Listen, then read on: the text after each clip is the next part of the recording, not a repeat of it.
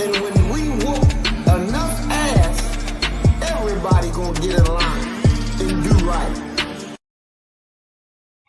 All right, peace and blessings, assalamu alaikum, shalom, welcome everyone. And we are live, and our topic today, ripple effects, exploring violence in America. And so we want to start straight off the rip with Brother Carmelo, Anthony Carmelo, or Carmelo. Right. There are so many different That's a good one. Ripple effects. Ooh. Different YouTube people, and unfortunately, I'm not coming across a lot of them that support the brother. I'm coming across a lot that support this cracker and the cracker family. Mm-hmm. That's what we've been trained to do. That we love crackers, love them. We love they dirty draws, and that's the effect that us being educated and having anything to do with them. They have slowly but surely taught us how to hate us, and we'll jump on a bandwagon in a minute. There's one guy, one brother that's supporting him and has always, supported him. But you got a whole lot of black folk that's going 2/3 gonna die. Remember that 2/3 gonna die, right? Don't you say? I understand why. Because you can't even support your own. You had one guy out there apologizing on the behalf of black folk for what happened. I'm not apologizing to crackers. He apologized on the behalf of black folk to white folk. I said, you didn't see that for the mama? No, I didn't see that. On the Johnny come lately ass niggas. I ain't never seen no white folk apologize on behalf of crackers killing our babies. Have you? No. I ain't never seen no judge, a white judge, apologizing on the crackers' behalf for putting us in jail, or putting our men in jail, or the teacher that did miseducated our baby. I ain't never seen nobody apologizing to us on their behalf. But you got a coon that's gonna sit up there and apologize on the black, for the black community. For the crack, you done lost your man. Wow. You done lost your man. I was so mad I couldn't even finish that video. It was that Republican gay motherfucker. I don't know what he is, honey, but I don't know if he was gay or not. Right, yeah. No, he is gay. Okay, I didn't know he came out gay. He admitted it. What's his name? You know his name, so I can pull the video up? He the gay Republican. I don't know. I don't remember his name. I know his face, but I don't remember his name. He was gay, but you can look it up. But let me see if I can find it and see. Boy, I couldn't even watch it no more. I just had to turn it. There are quite a few of them, man. Yeah, it's a lot of them. It's a boy. Yeah. We so brainwashed. It's so disgusting. It's so disgusting. You just want to slap. Yeah, I would. My stomach turned. What the fuck are you talking about, nigga? Yeah. That's like, God damn. We can't win for losing, can we? Nope. Not with these dumb Negroes. Yeah. And they all in it for the money. That's all what it is. I apologize, master. I get these niggas in line. I swear. You just throw me some crumbs and I'll be good. Man, fuck you, nigga. Fuck all white folks and they goddamn crumbs. That was heartbreaking, man. It's so sad how we don't even have to, the white folk don't even have to say nothing because we'll jump on the bandwagon and we're going to tear each other. Yeah, you know that. For them. Long as all they got to do is put one word out there and complain one time, and we just jump on the bandwagon and just run with it. We got to fight each other on their page. You got to fight against your own and cuss your own out, and they sitting over there that threw the rock, and now black folk catching that rock and just going against each other. I see y'all so dumb. Just dummies. Just dummies. Exactly. Exactly. Now, there's one guy that I like, black guy. His name is Amazing Lucas. Something like that. I love him. Yeah. He tells it like it is. He been tearing them up. He been tearing them coons up. Yeah, he been tearing them coons up though. What do you call it? Coon alert or something like that? Or something. Coon alert. All right. Well, we're you know, there's some good things about this our brother Carmelo Anthony. You know, the black community has come together Oh and yes, raised the money that they're going to need to be able to fight this case. I yes, was very happy to see black people respond in a good manner for that. yes, Um, and because I wasn't expecting it. I wasn't thinking that, you know, we would respond the way that we have, but I'm very glad that we did. It's very important. It shows that, you know, the unity of mind, understanding that, hey, you about to be going up against a system that's yes, Lord. already declared you guilty.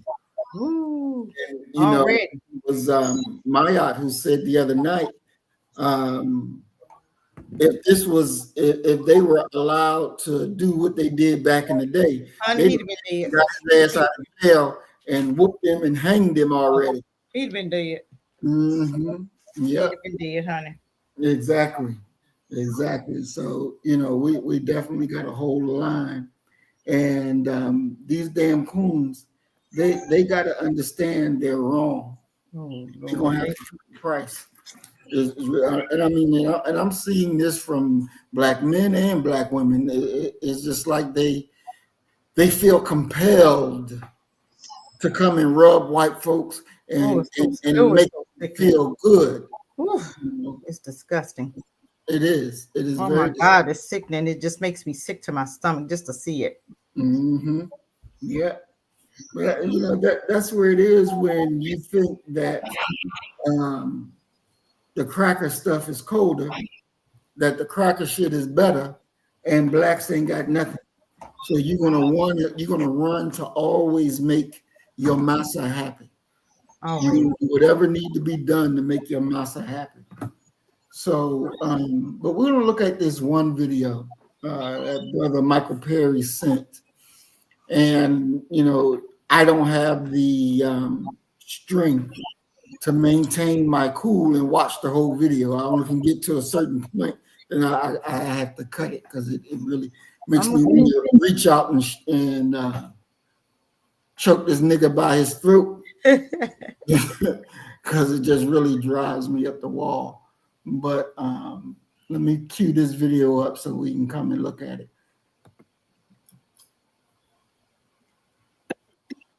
Okay. Amazing Lucas had one on his video on his show that he had showed the coons. I just sent you that but I can't find just the one. He had the group of them together. Okay. Now, this brother right here, this is their quote unquote spokesman. And he's or his organization is, I think, the Youth National Action Network, something like that. And we'll look at his organization and see what he got going on. But let me back this up. And let's see. Let's take a look at this. Find out what's going on in these streets. Let's take a listen. And we're going to react to this as we go. Across y'all before I get started.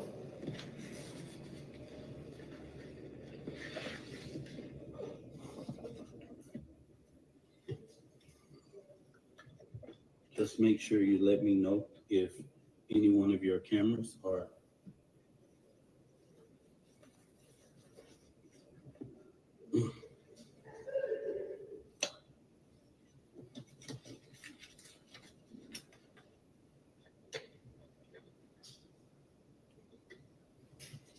Remember, that guy right there beat women and abused children. He was arrested for that.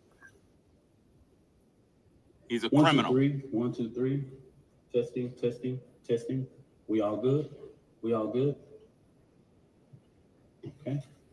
All right.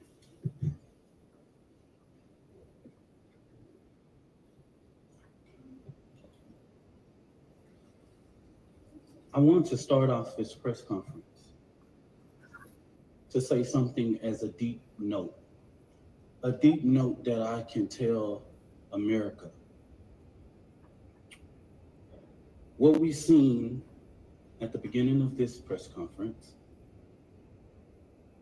the father being at this press conference, these are my words, don't quote anybody, is a disrespect to the dignity of his son.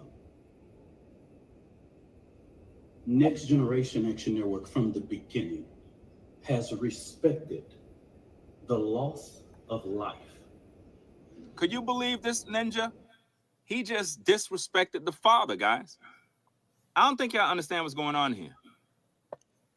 The father is actually at the press conference. This felon just disrespected the father and then told the media, don't quote him on it. I'm gonna let you see something real quick, right? Let me go back a little bit because I want to show you something from this press conference. The father is at this press conference. Check this out. You see the father right there? Check it out. But the father wasn't supposed to be there, right? No. Okay, so what you talking about? Exactly. Maybe did I miss something? No, that's this coon. Oh, okay. I thought, boy, you know, I'm hot over here. I'm like, what you talking about? You know, woo, Lord, y'all help me. Woo, stretch your hand out, y'all, for Cassie. You got to be a strong man to pull up at the press conference. So for that guy to disrespect him is crazy. Oh my God. Oh God, please help us. Oh God. We're done. We're done. We are done. We're done. He wasn't even supposed to be there. Mm-mm. Who let him in and who didn't escort him out before this press conference started? Nobody saw him until now. They should have escorted him out when he shouldn't even been able to get to the front door. Exactly. I mean, you didn't have security at the front door? Nope. So what are we doing here again? Be a strong man to be there. But at the same time, I understand exactly his calculative move. By him being there, it adds pressure on Carmelo's defense team, because now for the father to be there, for Austin's father to be there, that's going to cause Carmelo's family to be uncomfortable, which means they're going to start to fumble. They're going to start making mistakes. And all of this is live. So this is beautiful. Okay. Hold on, Maurice. Let's talk about the daddy. Where's his rape case? Didn't he rape somebody or something? Why are we not concentrating on that? That's what I heard. That's what I heard. I couldn't find it. Could you find anything on that? No, I didn't. The dad's raping. Who did he rape? What happened? But you want to talk about what kind of parent the black parents are. But what kind of parent are you to come up and show up like this? You disrespect that family. You trying to, you know, for real. You trying. That's a dog whistle to me. That's a dog whistle. That's disrespect. And now you're putting that family in jeopardy. But I'm gonna tell you what, their security team ain't even hitting on nothing because his ass shouldn't have been there in the first place. Exactly. He should have never got through that door. And whoever was on the door that let him through, y'all need to fire him. Exactly. Because I'm sick of this. You're not coming up here disrespecting when your son was a bully. Exactly. But you can do whatever you want to the black folk. As soon as we hit you back, then we wrong. Well, don't touch me. You touch me, I'm gonna touch you back. So exactly. Good. Okay, whatever. I'm gonna find something, man. And this is the thing. This nigga who's doing all the goddamn talking, definitely wrong. The cracker should never have been there in the first place. And as you said, the security should have stopped him. And this brother that's leading the press conference, they supposed to have their own security. According to what he said out of his own mouth, that he has security, their organization has security. But as you pointed out, they were failing because the cracker shouldn't have been let in there. He has no right to be at this press conference. There is no right that he has that he should be there.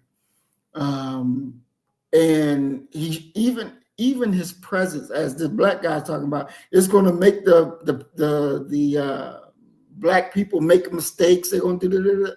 No, it ain't. Because first of all, the cracker should not pump fear in nobody's hearts. It damn sure shouldn't project fear in nobody's hearts. And they should have been on it to kick him the fuck out a long time ago. They should have been. And this is why we can't have diplomats standing up in wartime. This is wartime. And the person that's representing Carmelo is more of a diplomat. You don't need no diplomatic language. You don't need to be nice. You know, don't quote me. Don't do that. Fuck that. Say what you got to say and say it strongly. Send your message very strongly. We don't have time to be mealy-mouthed. We don't have time to be weak because you're literally at war. You're literally at war. And you have to be able to defeat the propaganda. You got to be able to cut the damn head off the liars. You don't have a choice. You don't have a choice. So let's go on.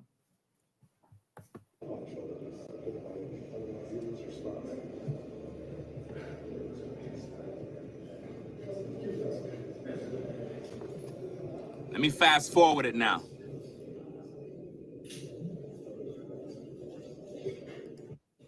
I want to start off this press conference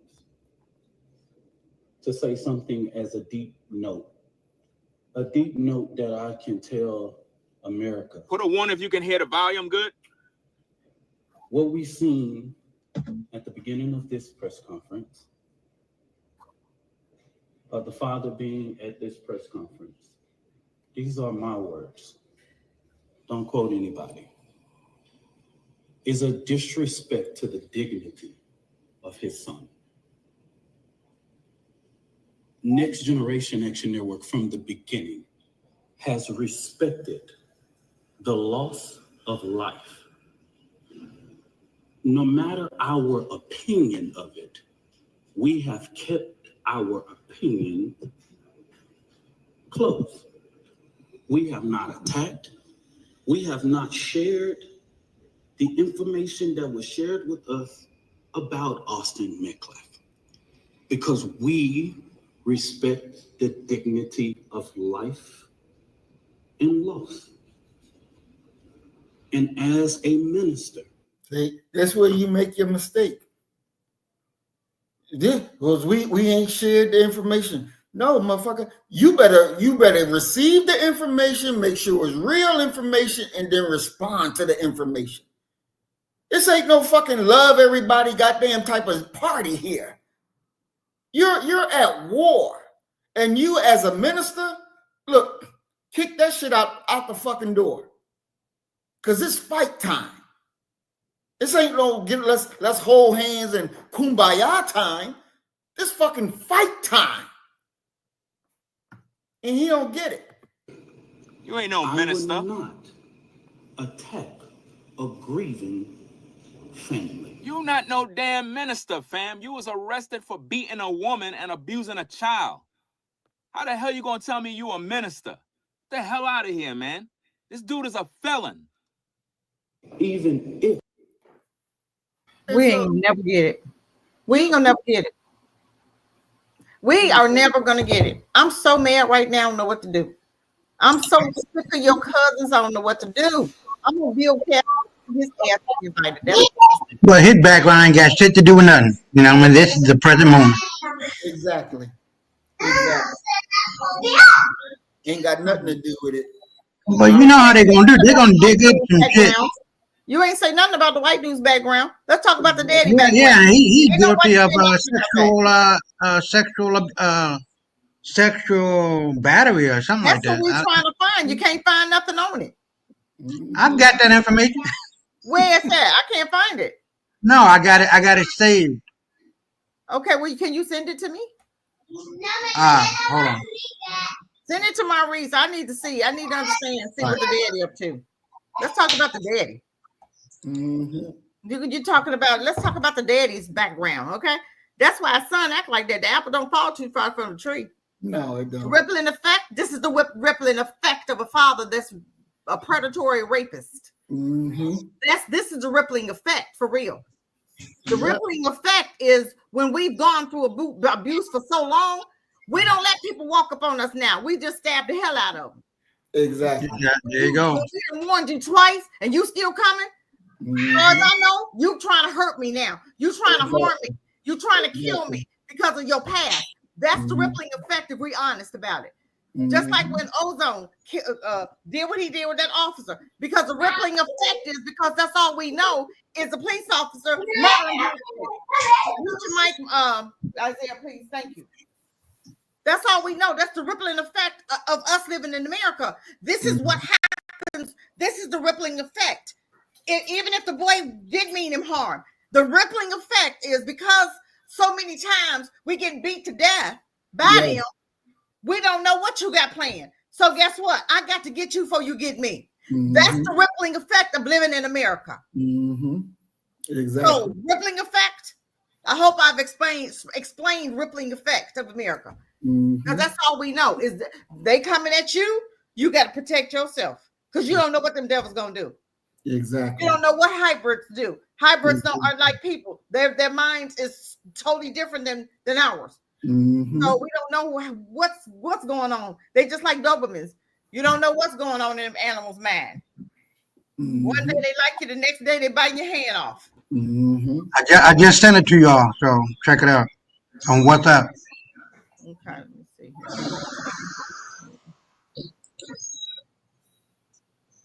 Sexual assault. Sexual assault. When I have stood before this podium for people who have died at the hands of law enforcement, I have asked for that same manner of respect. And even when the shoe is on the other foot, I will not do that. And all I'm going to say, so it don't be asked later, is that was disrespectful and just shows you all the character. He was not invited. Wow. He knows Wow. that it's inappropriate to be near this family. That's so disrespectful. Yo, this dude played himself publicly. If the father showed up at the press conference, how could you say he's not invited? It's a press conference. The hell you think? Public. What the hell you talking about? You're trying to roast the father and tell the father that that's disrespectful and it's not right.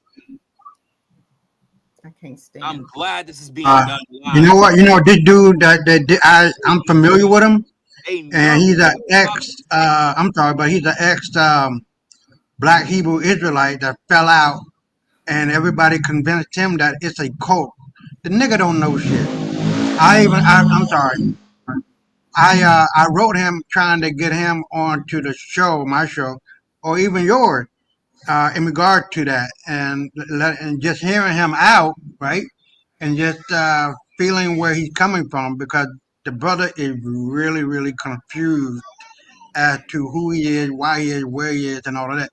But yeah, he's one of them kumbaya niggas that love white folks and think that we shouldn't be hating on them. Man, fuck that nigga. But I hope he come on to my show and we can really go at it as to the Hebrew Israelite wannabe cult kind of situation. It's not a cult.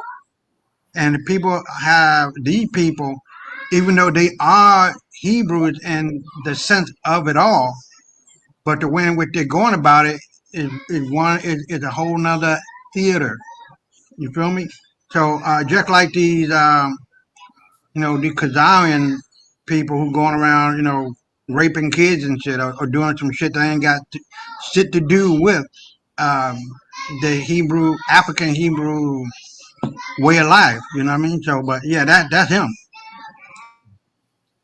Wow.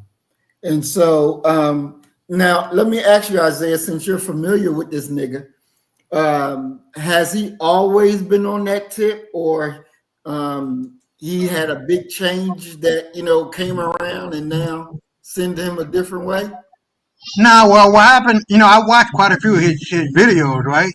So he would need deep to go his ass in the right way in which our historical narrative is true and living that life, but he doesn't have any understanding of our African Hebraic way of life. outside of the Torah, outside of the traditions, or outside of um, the language, right? So when I'm hearing him, you know, it's like he's a believer in Jesus Christ. What if you want to go that route? That's fine because Jesus was a Jew if he existed at all, right? So I'm not trying to go down that avenue right now. But the idea is that he's out of the Black Hebrew Israelite movement, which is not a fucking movement. I don't even know how they came up with that bullshit. And they talk about the chart, like the Dominicans are something, Ephraim, and then the Cubans are this tribe. But the idea is that when we were scattered or exiled, obviously our roots landed within the framework of the countries of Haiti and in the Dominican Republic and Cuba and South America. So that could very well be true. You feel me? But I'm not trying to discount that. But the blood of the Hebrews is damn near in everybody, except for these wannabe white motherfuckers, which we know and I know they lying like a motherfucker. But he has fallen back on the narrative of, well, we shouldn't be hating white people, we shouldn't be doing this, and like he said it's something that really struck me. Right? He was saying like the the brothers in the Black Hebrew Israelite movement are not as united as he would like for it to be. And that if he go to, let's say, Chile, I don't remember the name of the country. This tribe, the Chileans, are of the tribe of Naphtali. I'm just saying. So he figuring like, well, he's of the tribe of Judah. Maybe these people know who they are. They don't. I would doubt that seriously. And he was saying that if we go there, there should be brotherly love and everybody knowing who they are. That's not true, man. You know, you can't associate the Hebrew lineage, the Hebrew culture, the Hebrew language with everybody because not everybody is as knowledgeable about the history, and they're not. So yeah, that's where I think he really confused, and he's spilling the beans on the Black Hebrew Israelites, like saying that, well, they're not. He's not saying that they're not Hebrew, but that what they are doing in respect of other brothers is not what he thought it should be. So I'm hoping I can get him onto the show, and then we can really, uh, I can really understand where you're coming from a personal interview, because I don't really like going through the video that he got, but I'm getting the gist of what he has, and it's not looking good because he like, man, I'm out of the Hebrew Israelite. That's a cult, and everybody's saying it's a cult, and everybody that advised him, well, that's a cult. It's not a fucking cult, man. There's a whole litany of history and people and culture and language and all of that behind it, and he had, from what I've heard, he had no idea about that. So if he did, he would bypass all the bullshit and stay focused on where it should be. But yeah, that's where I'm at with him. Wow. Wow. Well, he definitely, I wouldn't be surprised if he laying up with a cracker. I would not be surprised. That would be a good hypothesis, I guess. A good guess. Exactly. Now, Brother T says that this is the same YouTuber that got into beef with Elder Baba. If you got that link, send me that link so I can see it. So I can see what happened with that. I love Baba, and I've always believed that we should always protect him. Anybody come for him, then he come for us, and we should always respond. Definitely. But let's go ahead and see what else. Before you go, before you do it, make sure I don't, because Memnon Uzana is your friend on Facebook, I think, right? Who? Please, Memnon Uzan. Memnon on my Facebook. Yeah, I see him on your Facebook. I don't know. Yeah, what 5,000 quote friends, so I don't know. yeah. Well, it's the same guy that you sent me the information on WhatsApp. The same video, or you responding to it. The dude was incredible. I don't understand how he can have a barbell, the normal long barbell, and he had like 200 pounds on it, and he was jogging on a goddamn treadmill, like with one hand. I'm like, what? Yeah, man, I'm telling you, I swear to God, I like this brother is very well read. If what I've seen on his Facebook page, man, yeah, I just love to be able to see that brother, you know what I mean? And really get to the heart of what he is and why he is and how he is. So, but check him. I'm gonna write it on your WhatsApp right now. You can go to your Facebook. All right, do that. T, yes, you can send it, put it in the chat, and then I'll grab it from there. So let's continue with this nigga saying. That abused kids and beat a woman. We got that file on you, sir. Let's get back at the tape. They have the audacity to spend money for their safety and security. That's their prerogative. The family has not withdrawn, and just until recently, just yesterday, they were officially notified. Yeah. By Give, Send, Go that they could start the withdrawal process. Listen, let me tell you something, gang, because this guy is gaslighting you. All of the money that's being used for the luxury cars, the new automobiles. Oh my God. Stuff, where are your receipts? In fact, the fact that the family. He has no receipts. None. The problem is the money Where's is the receipts from that so-called fundraiser. Don't let him fool you. Okay. All of that stuff that the family, somebody foot the bill. But the family got to pay that bill with that money. Don't let him gaslight you. He's put. Okay.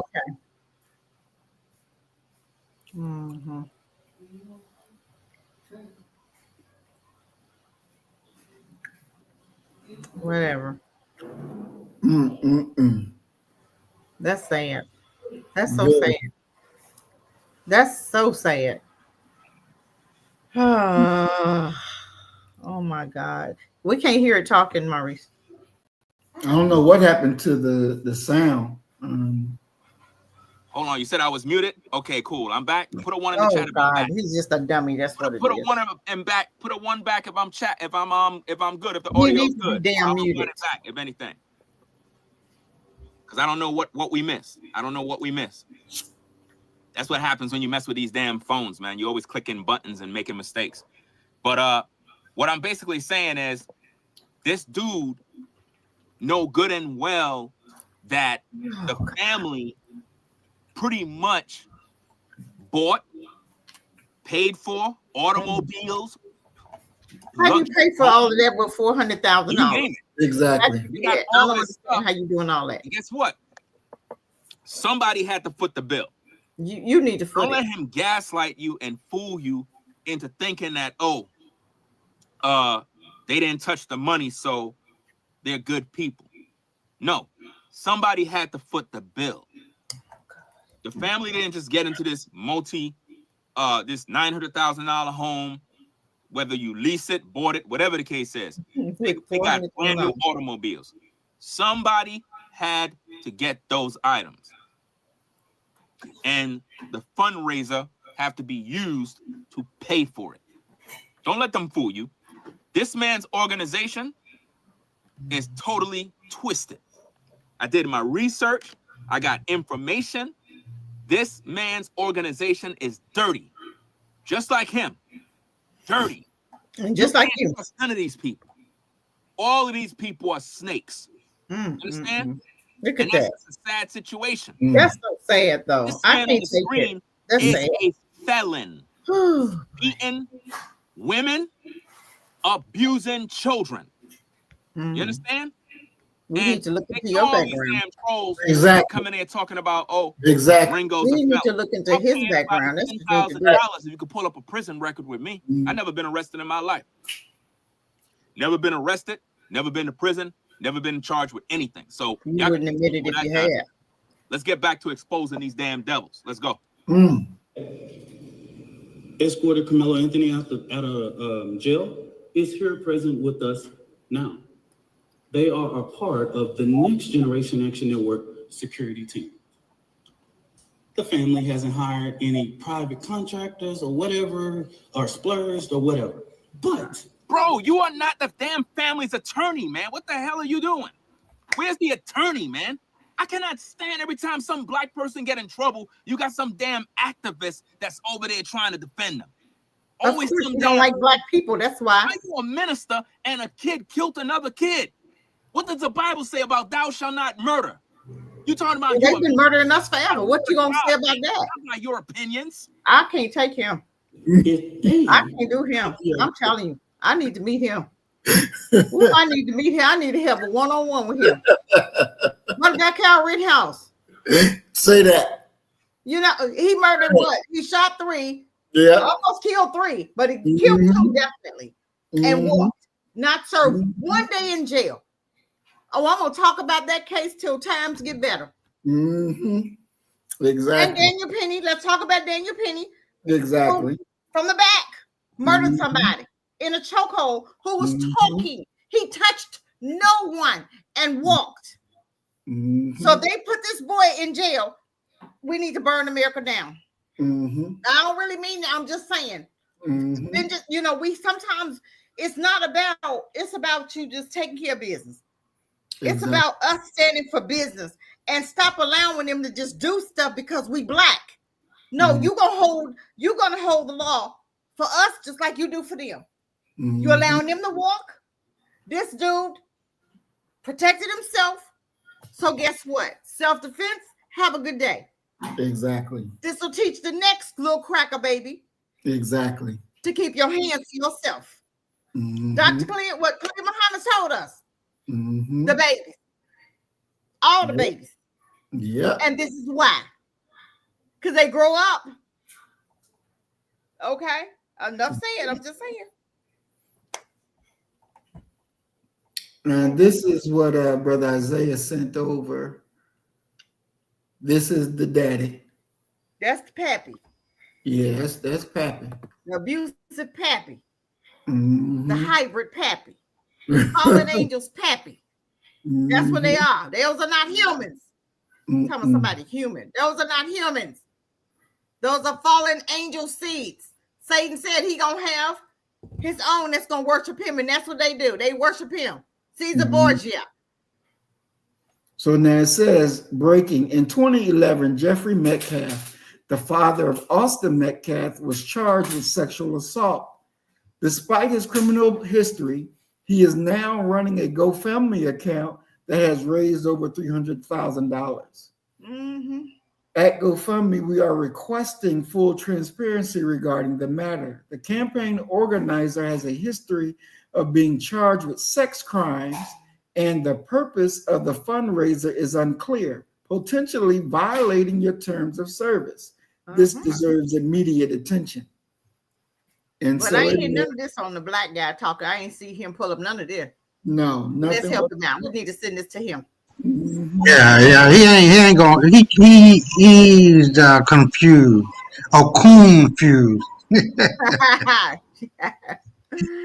Confused.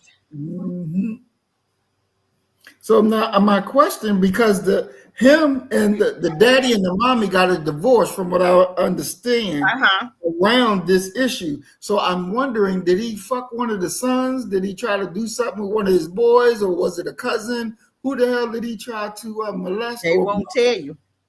They won't tell you. Well, you know, it was incest. Something I'm thinking, you know. The mama was trying to say it, but the son interrupted. They interviewed the mama, and the son interrupted her, so we don't know who it was. Exactly. Exactly. Might have been one of them boys.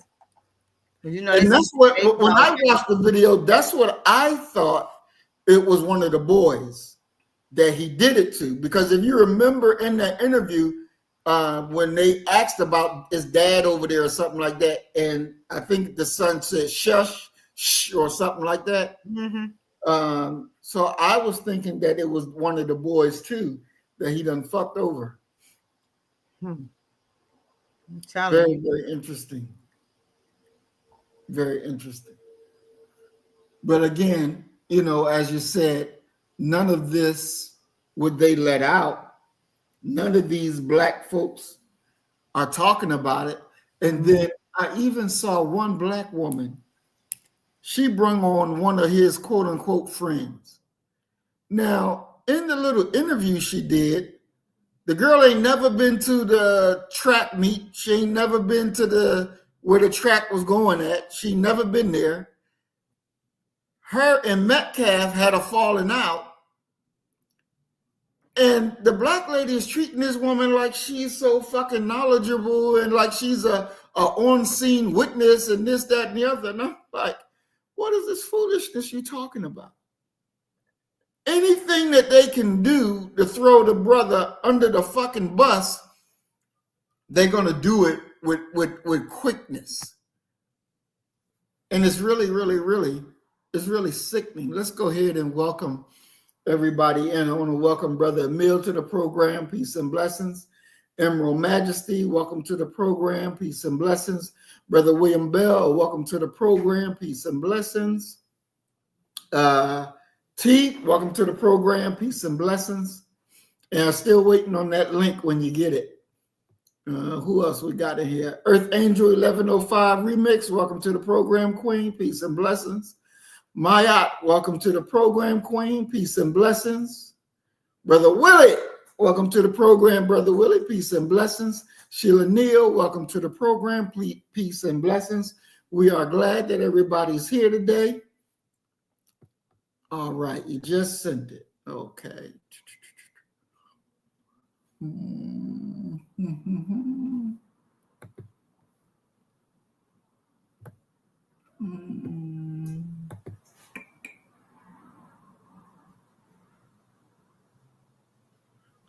Where you sent it? I don't see it. Well, while we're getting that together, we're going to check out this apologist video that Sister Cassie just sent us.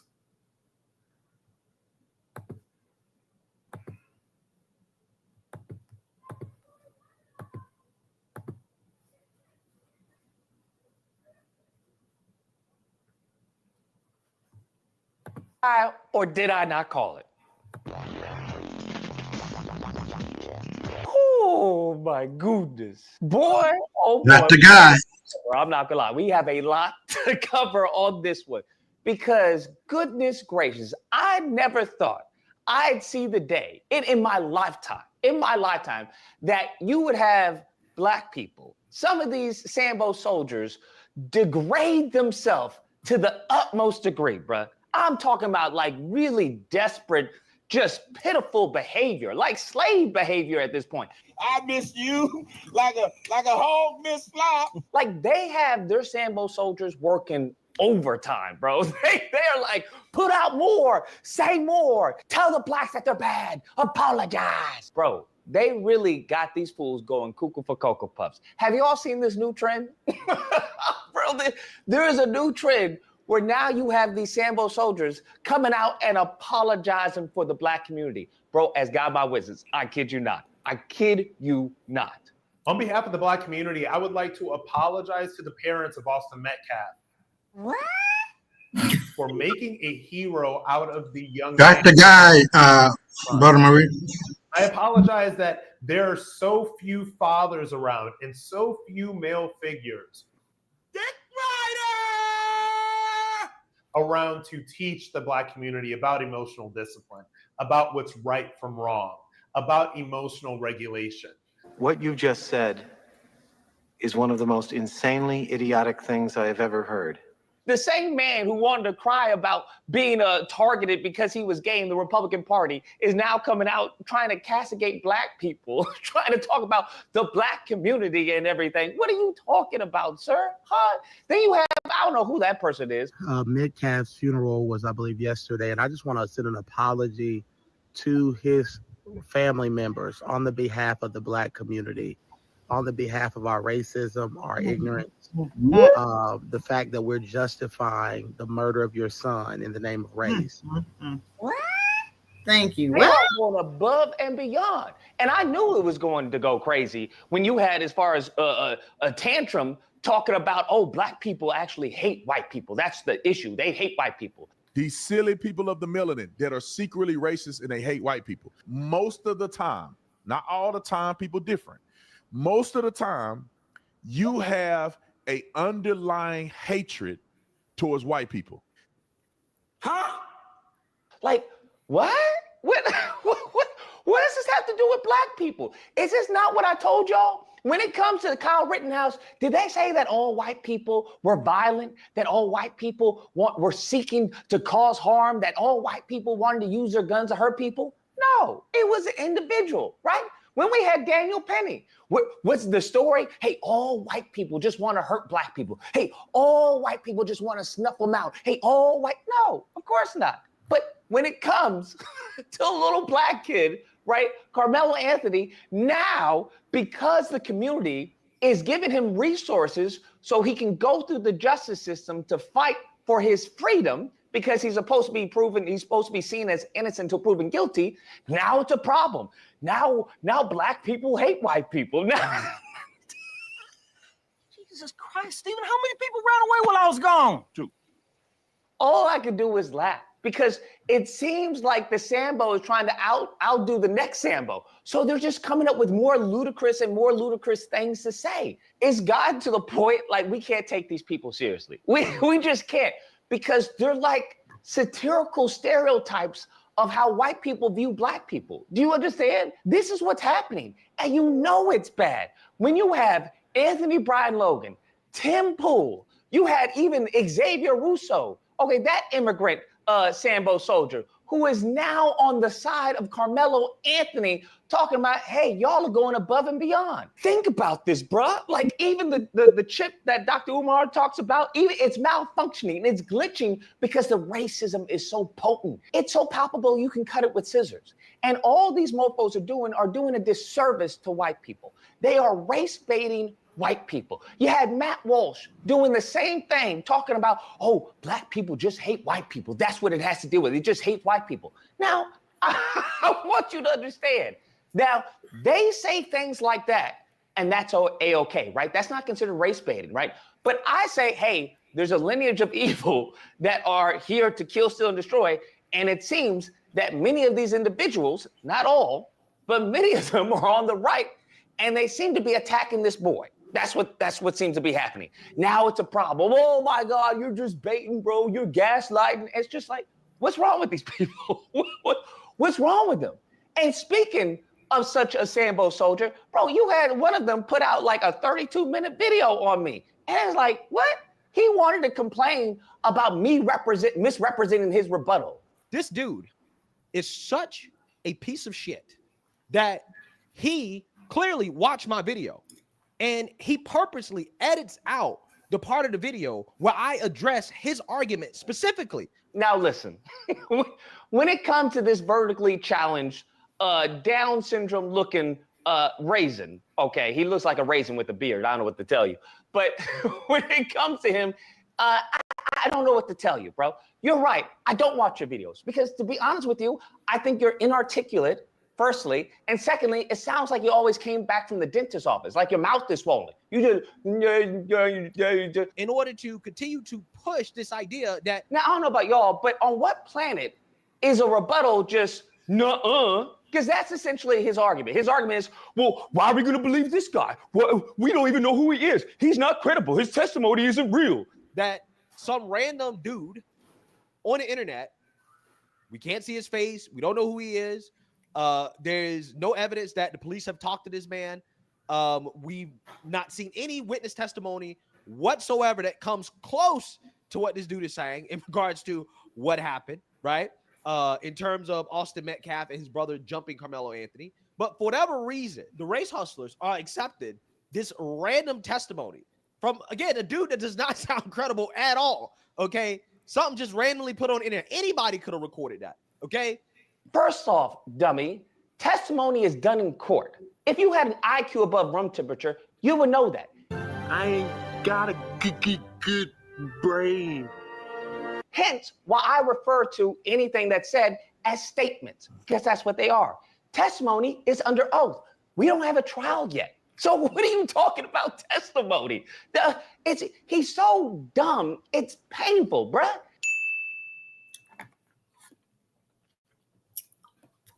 It's nothing more than prattle and fodder for his low IQ, white, ignorant base. That's all it is. But at the end of the day, we know Sambo soldiers like this don't care about if the person's credible because you want to know.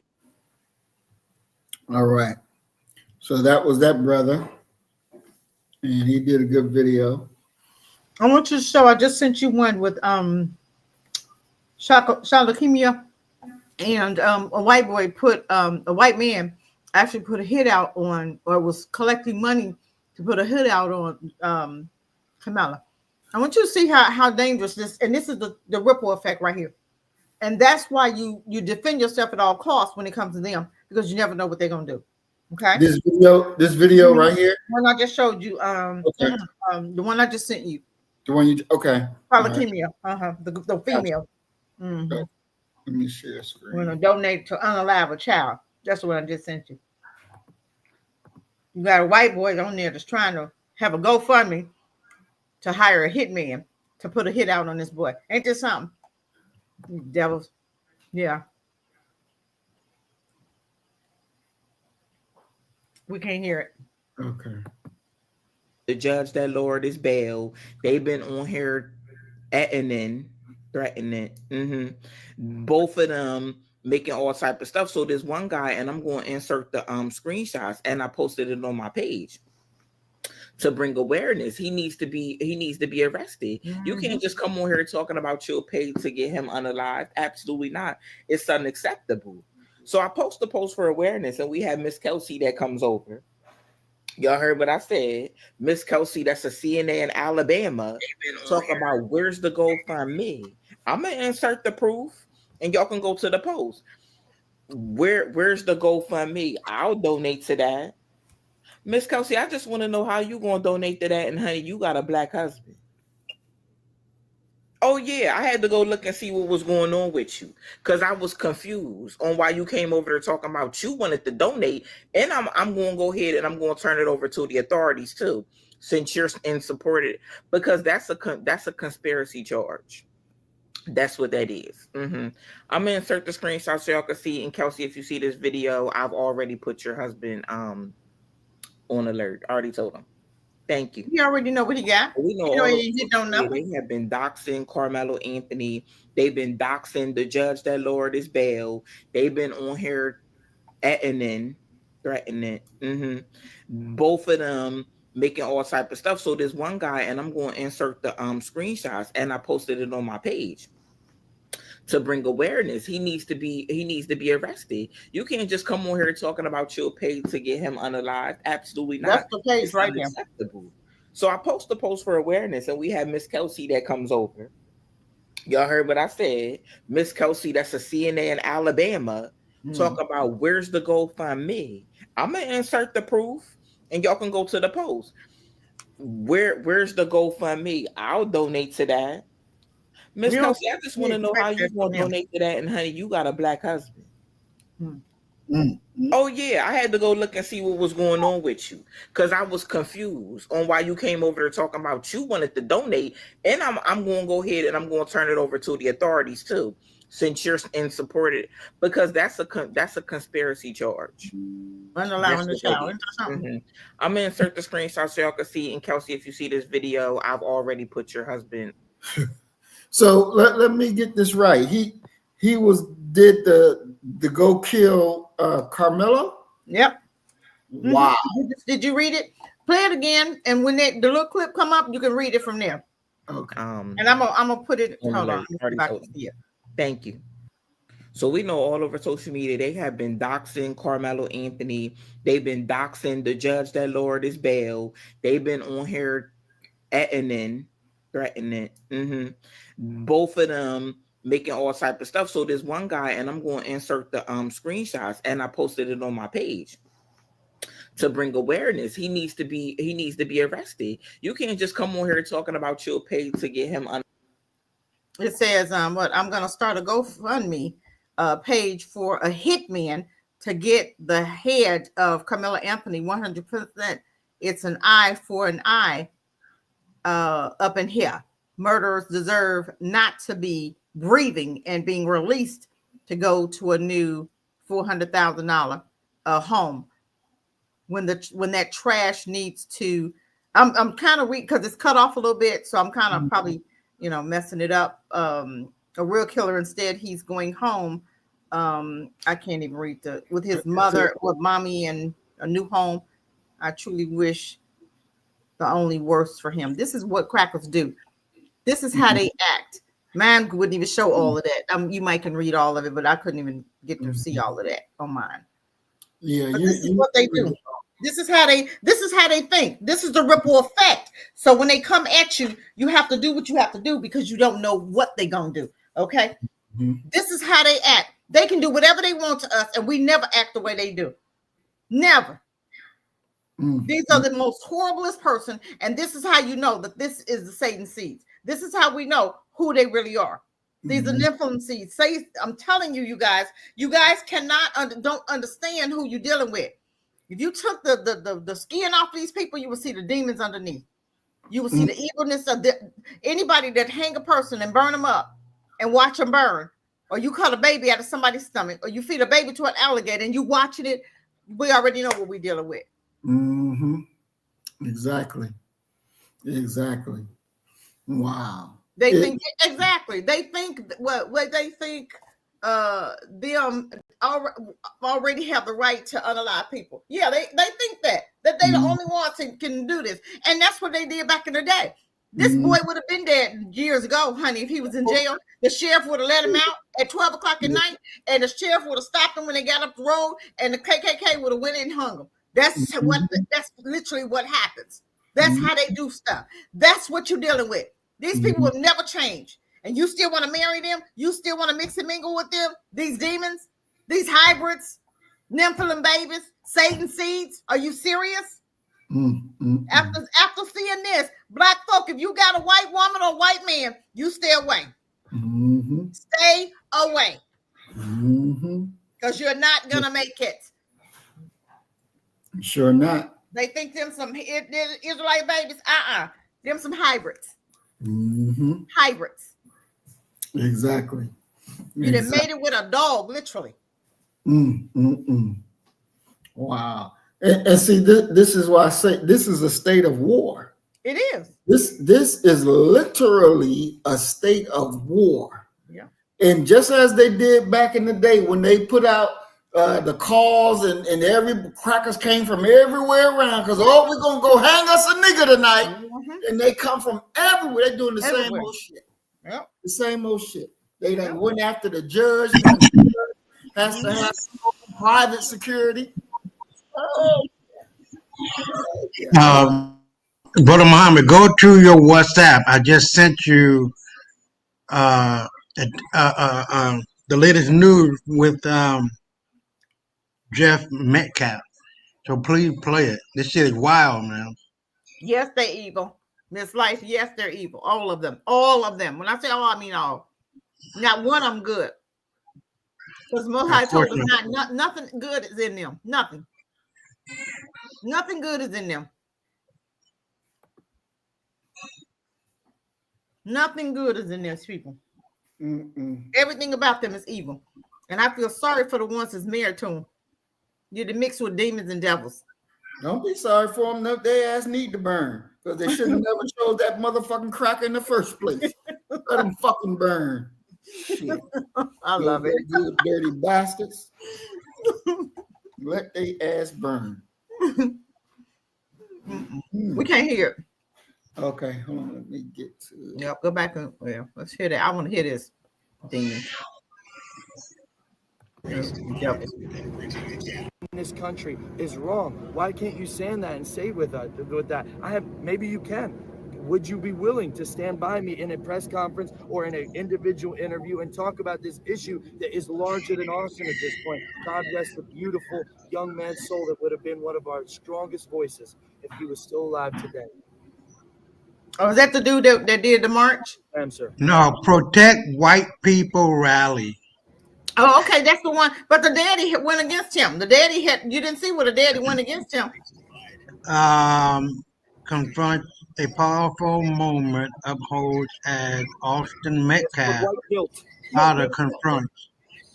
Oh, so he did confront it. Okay. Yeah, he confronted. Daddy confronted that bull. Yes. You're creating more Austin Metcalfs with your weakness, sir. You are creating more Austin Metcalfs with your weakness. You are being weak. I gotta be honest with you about that, sir. You're being weak. Condemn your son's killer and the culture that caused it. Woo-hoo! Come on, we can condemn you too. Submitted. Who's this black guy? Who is he? Who's a black man? I gotta play this again so I can make sure I hear everything. Hold on. Okay, go ahead. We'll be quiet. Yeah. In this country is wrong. Why can't you stand that and say with that? Maybe you can. Would you be willing to stand by me in a press conference or in an individual interview and talk about this issue that is larger than Austin at this point? God rest the beautiful young man's soul that would have been one of our strongest voices if he was still alive today. Yes, I am, sir. I'm not trying to speak. You are part of the fucking problem, my friend. You're trying to create more race divide than bridging the gap. I do not condone anything you do. You do not have any fucking... That's called white guilt. No, let it talk. My son, let me finish. I give you your time. You take my son's face off your website. I am not associated with you. You're creating more Austin Metcalfs with your weakness, sir. You are creating more Austin Metcalfs with your weakness. You are being weak. I gotta be honest with you about that, sir. You're being weak. Condemn your son's killer and the culture that caused it. That's how they think. That's the problem. You've been submitted. Hold on, You've been submitted. I'll handle it. You've been submitted, sir. You're not gonna make That's how they think right there. Wow. And y'all married to them damnable bastards. Y'all Y'all married to that mess. Wow. I don't know how you sleep at night. You're sleeping next to demons and devils. Email, you might be a servant. Yeah, you'll be a servant, sir. You ain't gonna, I mean, you can't hold a high position, but you'll be a servant. That's what they say. So the two damn black men that's standing here is with the cracker here? With the protect white people rally? This no good dirty bastard. He right there. This nigga and the nigga with the damn fucking cowboy hat. Where is it? Let me get his ass back in this mouth. Oh God. This big nigga too. Both of these niggas with the protect white people rally. The fuck?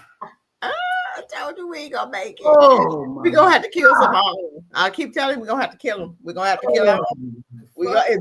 I'm telling you, you at one of them rallies, and I see you over here on our side, I'm gonna have to take you out because I'm gonna know that you coming to hurt them. You can't be trusted.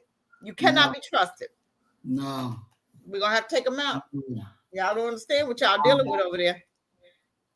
You don't understand what you're dealing with. Those are not safe people. Those are not safe people. Oh, wow.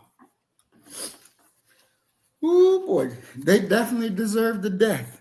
They deserve death. You're going to stand with the Protect White People rally. Wow. And be comfortable. These some comfortable niggas. They fucking comfortable where they at. They don't see it. They don't have a problem. It goes all the way back to what I said. These motherfuckers don't fear us. They don't. That's not right. Why would you fear? Why would you fear? Look, every time you look up, you hear one of them talking to their own sideways. Why would you fear that? You know that they safe. They wouldn't dare hurt them crackers out there. They wouldn't dare hurt them. They wouldn't dare because they think they friends. They too busy pleasing these crackers, these demons, because that's what they are. Hybrids, demons, nothings, spittle. That everything I'm telling you is in the Bible. They called spittle, spit, worse than spittle. They were called nothings. The Most High didn't create them. The devil created them. So when people say, oh, God created everybody. No, he didn't. He didn't create them. That's why they act like that. So the ripple effect is we have to be very careful when it comes to them. We have to be careful. You can't marry them. You can't have babies with them, because then you leave your babies unattended with them. And then they turn out with PTSD. They can't come and adopt your child, because every time they do, the baby come on, be all out of whack. Exactly. Every time they get one, they drive over a cliff and kill them, like the 2 lesbians did, who adopted them black babies. Sure did. Or put them in a dress when they boys, like Shirley's did, the white actress in who had adopted 2, and both of them she dressing like girls. That there was a black person, they had 2 white babies, they just took them babies a long time ago. But we can't never get the same treatment. We can't never get the same treatment. Nope. Africa, stop giving y'all babies to these crackers.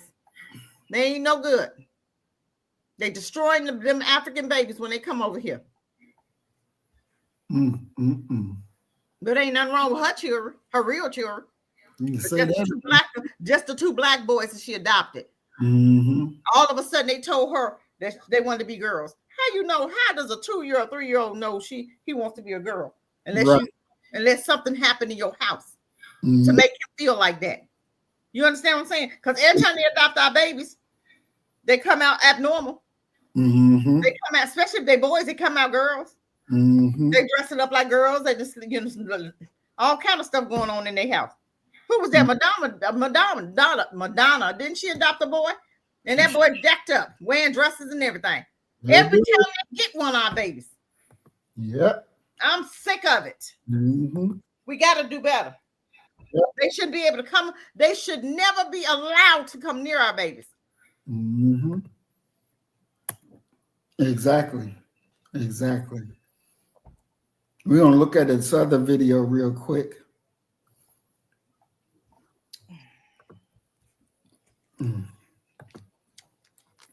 Okay, let's see.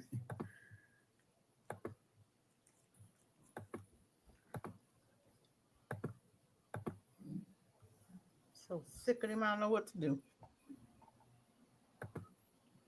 Oh, baby. Yeah, we back. Now, today's going to be a quick video. Now, today's going to be a follow-up video to the one I dropped yesterday when I spoke about all the misinformation that's going around surrounding Carmelo Anthony's family. A lot of false information is circulating in the media.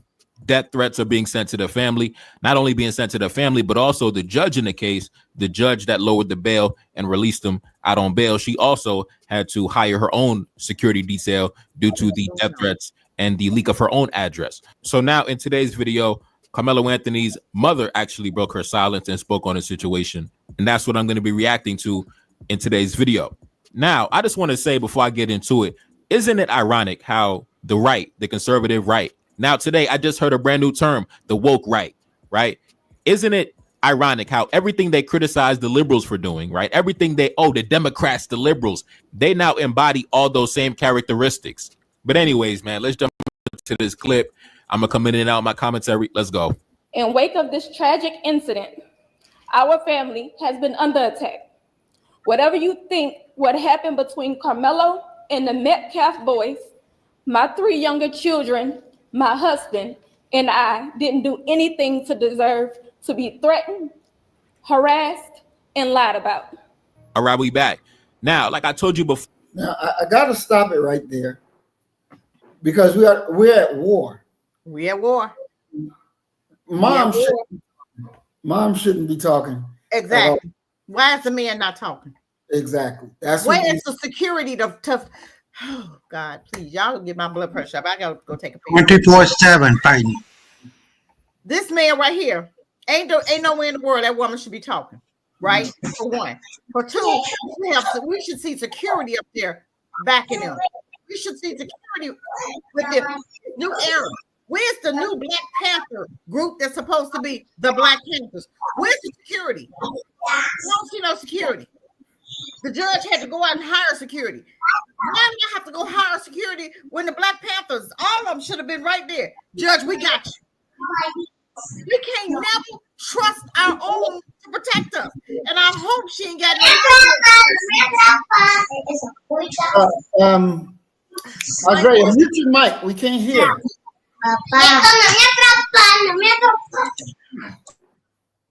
Go ahead, Sister Cassie. Say I don't forget what I got. We got to do better. I swear, I'm so upset here. When I see this woman doing all this talking, her man standing up there, where's the protection? We need to protect our women, fellas. Come on. He should have been talking. Why is he so silent? Mm-hmm. He's scared as hell over there. You got your woman speaking up. No, that's not a good look. Nope. That's not a good look. I need some protection up there. I need some protection around. I need some Army guys, some retired vets that ain't doing nothing but receiving that check 100%. Come on over here. Come on over here. Y'all can bunk up at my house. They need some protection. They look like they have enough rooms for at least 10 of y'all, 20 of y'all. Mm-hmm. Let's get to protecting let's get to protecting Black folk. We need to establish our own protection. Those veterans that's retired, they need to be, because you're dying to do something. Let's put them to work. Put them to work. You get 100%. You don't need to be working right now. Go protect these families. Mm-hmm. Period. So why aren't we? Mm-hmm. We shouldn't see this boy walking around by himself. They already talking about collecting for a hitman. Mm-hmm. And I guarantee that white man still walking around who already then put a national GoFundMe to hire a hitman. What the hell are we doing here? Mm-hmm. Where's the outcry for that? And every Black person that's going against this baby here, we need to write their names down. We need to take names. Exactly. We need to be taking names. Every last one of them. Yep. Yep. That is true. Funny face, I do. If you know Cassie, you already know. You already know. Maurice know. He know I apologize, Maurice. I get so frustrated. You're right, funny face. Sorry. Oh my God. Okay, I'm gonna try to stop. Okay. Oh Lord. And what I'm saying, we're not gonna be rude about it though, are we? No. Okay. She don't need to be talking. Husband need to be talking. And then you don't divide yourself from your son. What Carmelo did don't have nothing to do with me, my daughter, myself, or my husband. Don't have nothing to do with us. Let's do with him. You don't separate yourself from from Carmelo. You are a unit. You are a unit. You don't divide yourself and say he over there because he did it and we ain't had nothing to do with it. We wasn't even there, but we received death threats. You move as a team. You move as a team. I am 1000% sure that Carmelo understood that them two white boys was about to jump him. Mm-hmm. I am 1000% sure he knew he was about to get jumped. Oh yeah, he knew it. And when you're watching, that discernment that we have, your spirit will start to speak to you and tell you, this is what's going on. This is what's going on. When I saw the first picture of that cracker, I knew he was a bully. Okay. Thinking he gonna run the show, he gonna do this, he gonna do that.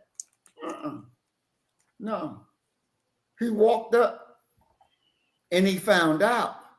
Carmelo said, I'm not gonna be a victim today. Y'all not gonna jump on me today. It's not gonna happen. That's right. And now they found out. Mm-hmm. And they found out. And this is something that everybody has to understand. Because then they'll start to do right. That's why we say, when we whoop enough ass, everybody gonna get in line and do right. Yep. Because this is the only language these motherfuckers understand. This is the language that they understand. You got anything else to add, Sister Cassie or Brother Isaiah, before I push play again? Say what now? Did you want to comment before I push play? Oh no, I mean you're right. I'm just saying that maybe she just wanted to voice her opinion or her feelings, but you know you're right. You know it's only about him. It ain't got shit to do with her, her husband, other son, or whatever. So yeah, I agree.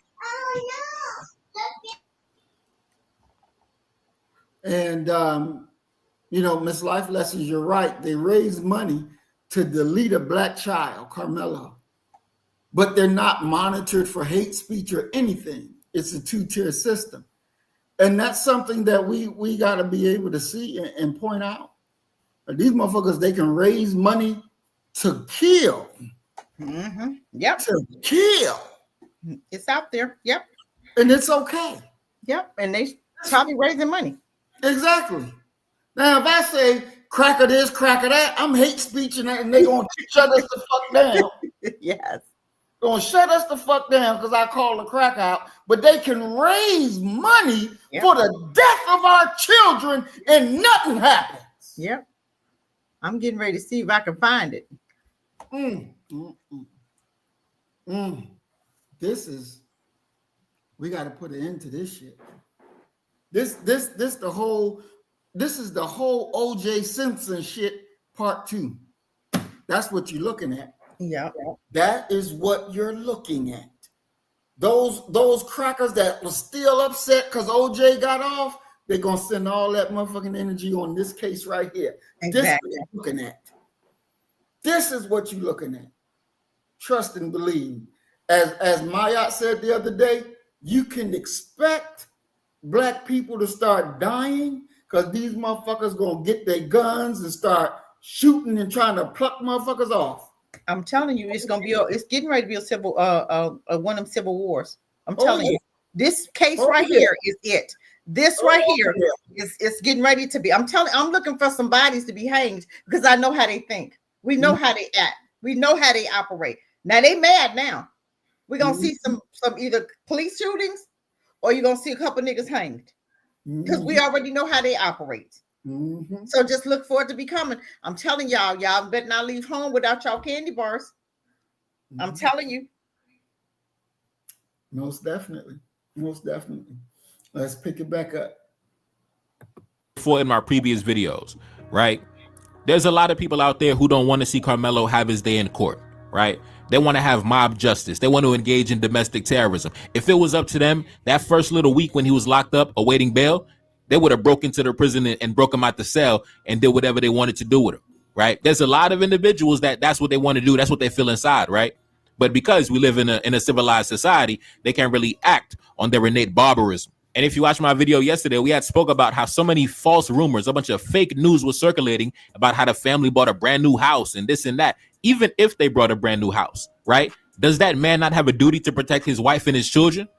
Does that man not have a duty to protect his family? Now, of course, it was fake news. You're not going to buy a brand new house and move in less than 2 weeks. But even if he did, I don't understand why that made so many headlines. Now, even after we found out that they were simply renting a space in the meantime, you didn't see any of the personalities, the media personalities, the influencers that spread the false information. None of them came back out and retracted their statements. And that's why I've been saying the conservatives have now become the liberals. The white conservatives have now become the white liberals. They claim to be the faction of law and order and the Constitution and logic and reason. But as we can see, right, throwing temper tantrums, doxing families, spreading lies and slander and misinformation. And even when the misinformation gets revealed to be misinformation, you don't even come back out and retract your statements. Just no integrity, just like a white liberal. God damn. Anyway, let's continue. The lies and false accusations that have been said about us, especially over the past week, has been overwhelming. The lies and their amplification put my family in danger. Our address and my husband's previous employer's address has been put on all social media platforms. Now, listen, I stick to what I said, man. None of this happens if Austin wasn't at the track meet acting like a violent belligerent. None of this happens if he just sat down and enjoyed the game like everybody else. Nobody needs to be going through all this stress. He could have still been here in the land of the living, and nobody would be going through any of this stress and hardship, man. Now, let's continue. My husband had to take a leave of absence because he's afraid what may happen to our family. We have endured death threats. My 13-year-old daughter is afraid to sleep in her own bedroom because she's fearful of what may happen to her. And let me be clear, the claims that were used about the public donation to buy a home or anything else are completely false. We have not received a single dime from the Give, Send, Go fundraiser. And the co-founder has stated that clearly. In the reality, we were just notified yesterday that we could begin to withdraw funds. And it still takes several days to receive those funds once a request is made. Our son deserves the same rights under the law that everyone is afforded to. He's been raised in a 2-parent home with structure, love, and we put God first in everything that we do. Now, I mentioned that in the video. Now, as you can see, not only is she crying, but he's crying. That's a weakness. You can't do that. You can't do that. You can't do it. No. See, you're at war. You're at war. You can't show weakness. You got to make the right moves. You got to make the right steps. Daddy, you crying. You can't be fucking crying. You got to project strength. You got to project strength. Your children should be able to look at you and say, Dad got this. I ain't worried about it. Dad got this. They bring their ass here. Dad gonna handle this. You got to be able to project that kind of strength. You crying and falling apart. How in the hell your wife or your children gonna be able to look to you and say, yeah, you got us? It ain't gonna happen. They start to break you down mentally. So when they show up physically, you're already done. Yep. Strength. You gotta be the man. You gotta be that warrior now. You gotta stand strong. You don't have a choice. This is war. This ain't no fucking tiddlywinks. This is war. And you gotta project strength. They'll eat this shit all up. That's a weak nigga. He ain't ready for this. Let's get him now. Oh, they loving it. Oh, yeah. Oh, yeah. Let me ask you a question. Do you think maybe, do we even know how to do war? Something's wrong here somewhere. No. Do we even know how? No, we don't. As a group, as a people, no, we don't. We don't. And the shameful thing is you don't even want to fucking learn because you're so goddamn comfortable because you believe in a system of so-called justice that you ain't never really seen. Yeah. So you're putting your hope in a justice system to save your ass, but it has never saved us. Never. When has it ever worked for us? When? Oh boy, it's gonna be. I'm telling you, it's not gonna be good. No, it's not. It's really not. It is not going to be good. Your family needs you and they need to see strength. They need to see confidence. Right. And you're not showing it. Yeah. And the advisor, honestly, has no fucking clue either. You know, you remember in the Godfather movie when Mike became the Godfather and his dad was dying, getting old, and Tom was the advisor, and he removed Tom and put his dad as the consigliere. And Tom said, why'd you remove me, Mike? I'd have been a good advisor to you. I was a good advisor to your papa. He said, you're not a wartime consigliere. You're not a wartime advisor. And I need a wartime advisor. And this is what they need now. A wartime advisor. Because that nigga that they got, he's too diplomatic. He's too diplomatic. What say you, Sister Cassie? What's your thoughts? Oh, boy. You know what? Oh, Lord, I don't even. This is crazy. Sometimes you just don't know what to say. You know, from a woman's perspective, you in that type of situation and you look to your husband and he's crying, what does that do to you as a woman? Where's the strength? Somebody got to be strong in this. Where's the backbone? Where's the protection? Women look for protection. He was so quiet. He was quiet. He was too quiet. Where's the, that's why I'm saying you should have had some bodyguards up there. You should have had some, some folk holding some rifles or something, looking at them, like looking at the camera, like, okay, y'all come on with this. Okay. We ain't tolerating this. This is what we ain't tolerating. This is what we not going to do. Y'all not going to sit up here and run my family out of town. Y'all not going to do this, that, and the other. It was a time. It's a time and a place for everything. And that right there, they should have had some armed guards up there to say, come on, we got this. We got this right here. Y'all come on if you want to. We're not trying to, but we will protect. That's what they should have been seeing. That's not what they saw. They trying to appease the judge. They trying to appease the jury. They trying to appease people. It's not about appeasing people. These crackers is coming hard. You got to go hard. When they come hard, you got to go harder. You got to shut this shit down, period. And if you don't shut it down, they're going to carry you down. And that's what's happening right now.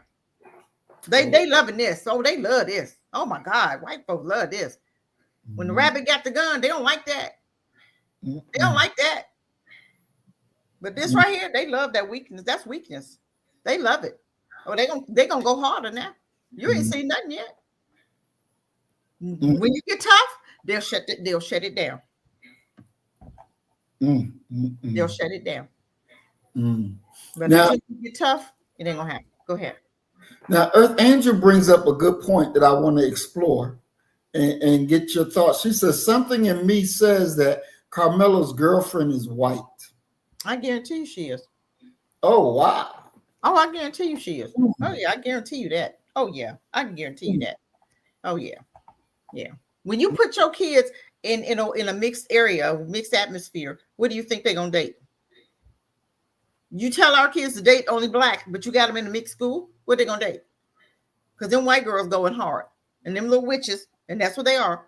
Those are demon seeds, got a curse attached to them. So as soon as you look at them, you're attracted to them. Come on, y'all. Let's understand what we're dealing with. You got to go spiritual with this. Them little white babies got spirits attached to them. When our men look and when our black women look, they get attracted. And they'll make them things, honey, they can look like witches. They can look like witches. But spiritually, it is what it is. I guarantee you, his girlfriend is or was, or that's what he's attracted to, because that's all he's around. Wow. When you put your children in an atmosphere like that, what do you think they're going to date? You can't say, hey, date a black woman, but he's in a white school. Get out of here. What do you think? What are you doing? What are we doing? Get our children, put them around some black folk, black women, black girls, black. Can't be in an all white area and then talk about, a black girl, a black woman, a black anything. Wow, that's very interesting. I wouldn't have thought that. I wouldn't have thought that. I would have thought that, you know, he got a nice little black girl as his girlfriend. Wow, that's interesting. That's interesting. Isaiah, what you think?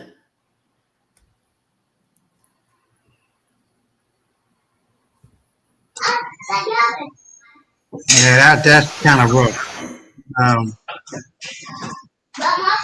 But you know, in the moment, I guess you got to do what you got to do, or because people are not thinking like that in the long game. Hold on,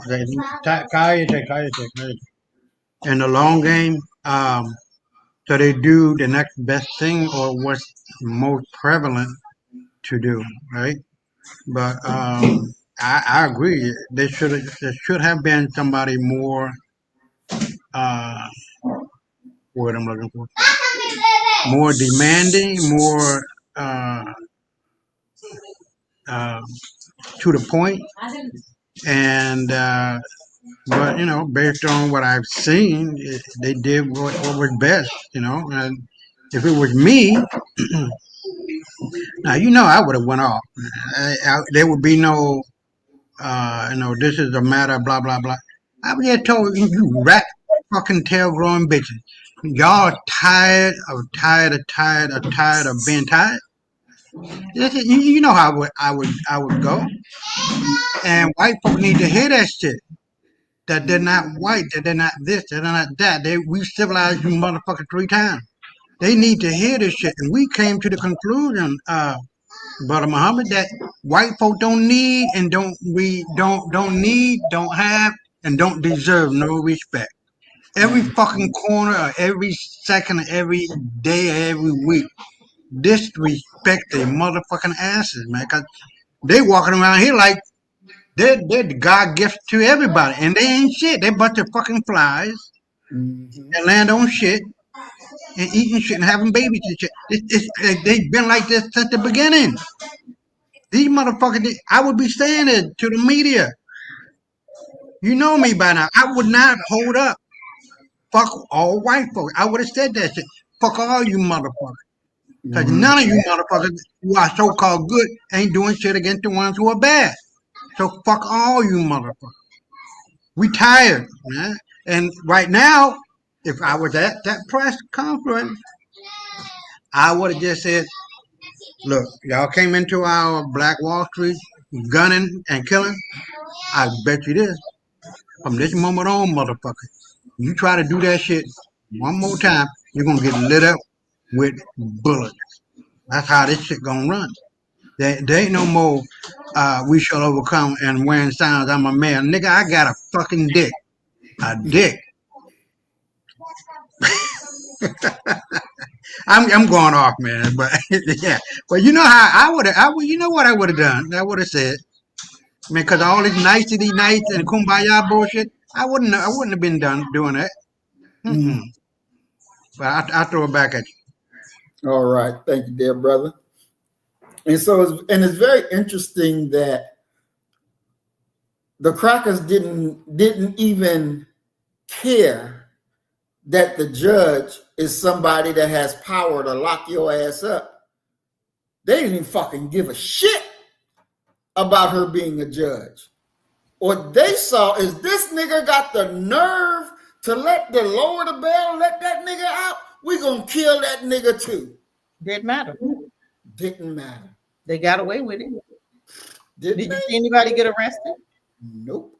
Oh, okay. I'm just wondering. That's what happens. And then they put an address out there. Exactly. I'd have been waiting on their asses. I'm gonna tell you what. I'd have been waiting on them. Come on out here. Put my address out there if you want to. Come on over here if you want to. Now I have to ask this question, and I know we may not know, but is her husband white? She probably ain't got no husband. You know, she probably ain't got no. If she do, he white. That's all I got to say. Either you don't have one or they white. Period. I'm just saying. You know, most black women, when you get up there, you got a white somebody on your arm. You got a white piece of nothing. and think you got something. I don't understand these black men got all this money. You go to the trash. You go to the trash to get some trash out the trash can and dress it up and call it your queen.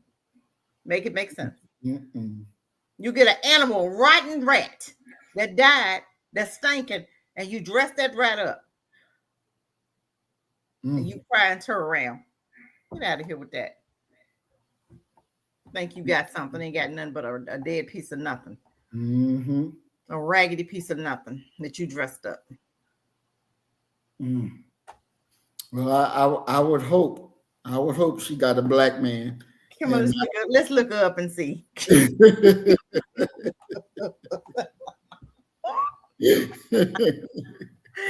Oh my God. You know, and I can imagine somebody coming across this video and looking and why are they caring if the judge is married to a white man?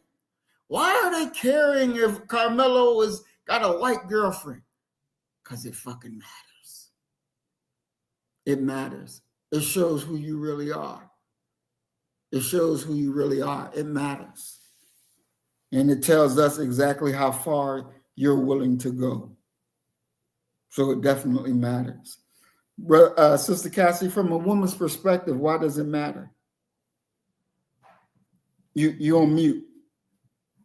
Say the question again. I had you on mute. I was trying to find her husband.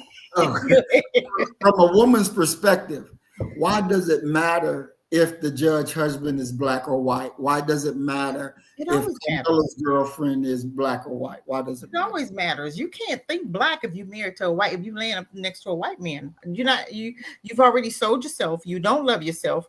You hate your culture.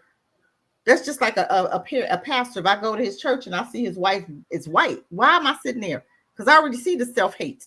That's self-hate. That's self-hate. It makes a big difference because I already know you ain't thinking black. You didn't want a black woman or a black man. Why would I think you're going to save a black anybody? So she may not be married. Hopefully, she's showing some signs that maybe she's not married and she's still black first, okay? Because if she wasn't, this is what I can say. If she wasn't, that boy would still be in jail with that $1 million bond. So she's showing a little, bit that she might not be married to anybody. Okay. That's what I'm thinking, maybe. You know what I'm saying? Because if she didn't have that black first attitude, he would still be in jail on that $1 million bond. And that's what people was looking for her to be a coon. And she wasn't. So there's hope for her. There's hope. And it says that I'm reading here on Daily Mail that she's a Republican.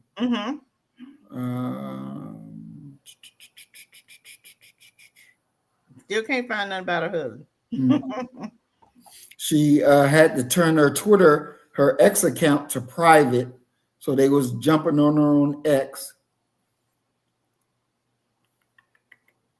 Release her address out and everything too. Yeah, they put an address out there. She said she's never had a security issue like she has now with this case.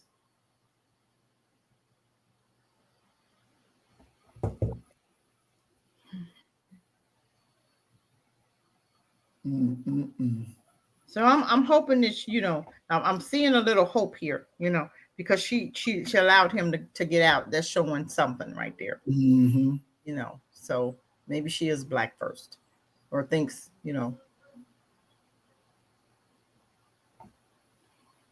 but it does matter if because when you got a white beat, ain't no way in the world you're going to think black first. Anything. You're going to think white first. Exactly. Like these other niggas out there rushing. About everybody crowd like Cornel West, who used to talk black too. Used to talk black until sister, what's her name? Sister, what's the woman name that shut him down at one time? She was black. Look, she was young. This back in the day when she was on a panel. Sister Sled, Sister somebody. Yeah. She was up there talking, and Cornel West was in the audience, and she was shutting him down. Cornel West always been a coon to me. He turned around and married one, so I already knew. I said, okay, no wonder, married a white woman. How you gonna talk black and marry a white woman? What's wrong with you? So was you really real back in the day? You had your eyes on a white woman. What in the world? What's going on with that? How you talking black led up to a piece of? Ugh, I don't know. Ain't gonna work. It can't work. No. We're gonna pick up with some more of the video. Yesterday, right? Carmelo's father, he got to take a leave of absence from work because he can't leave the house for his safety and security. When you're the sole provider of the family, it's your duty to stay alive. It's your duty to stay healthy. So I totally understand him, right? How are you going to focus at your job if you're away, 10 hours a day, 12 hours a day, and your wife and your kids, your wife stay at home mom watching the kids, you got to worry about, the death threats coming in, the white supremacist talking about he going to burn the house down, right? I totally understand him. Yes, I would want to stay home at all times too. But it's crazy because now they're criticizing him for moving the family to a more secure location. You know what it is? It's like the same thing with Carmelo and Austin.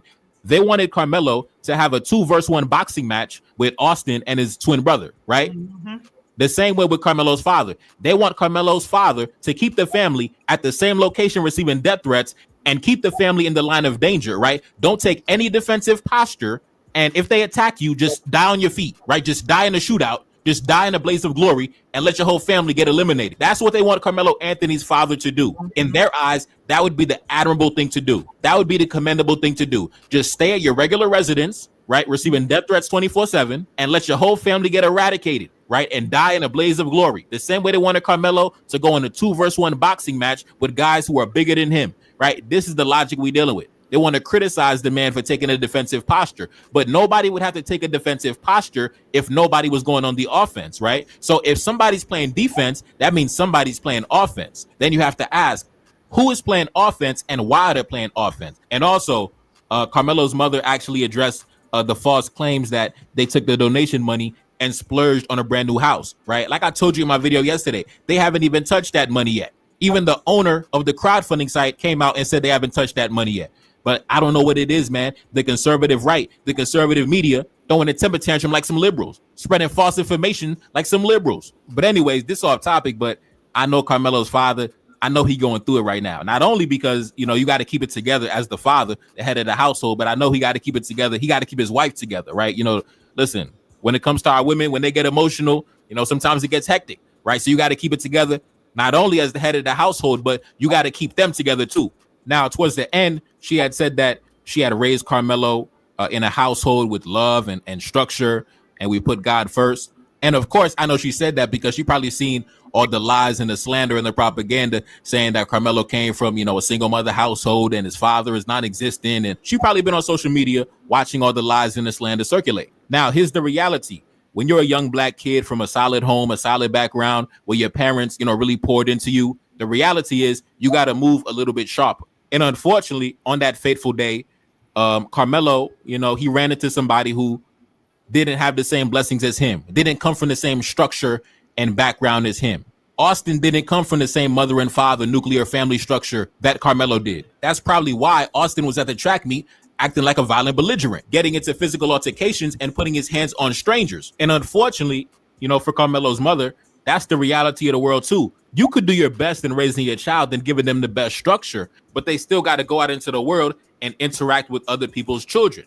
And unfortunately, every child doesn't have the same structure, doesn't have the. Now, I want to stop there because that is very crucial right there. See, we have to prepare our children to deal with Satan. Yep. And I'm not talking about some mystical Satan that's supposed to be in the center of the earth. I'm talking about these two-legged demons right here, Satan, right here, that you got to deal with them. Because these two and this one ain't the same. They're not the same. They're not like that. And when the motherfuckers say, well, we all bleed red blood, now shut the fuck up. You don't know what the fuck they're talking about. They're not the same. Don't let you fall for that bullshit. We are human. No, we not. No, we not. See, these motherfuckers here, natural born killers. Yeah, there you go.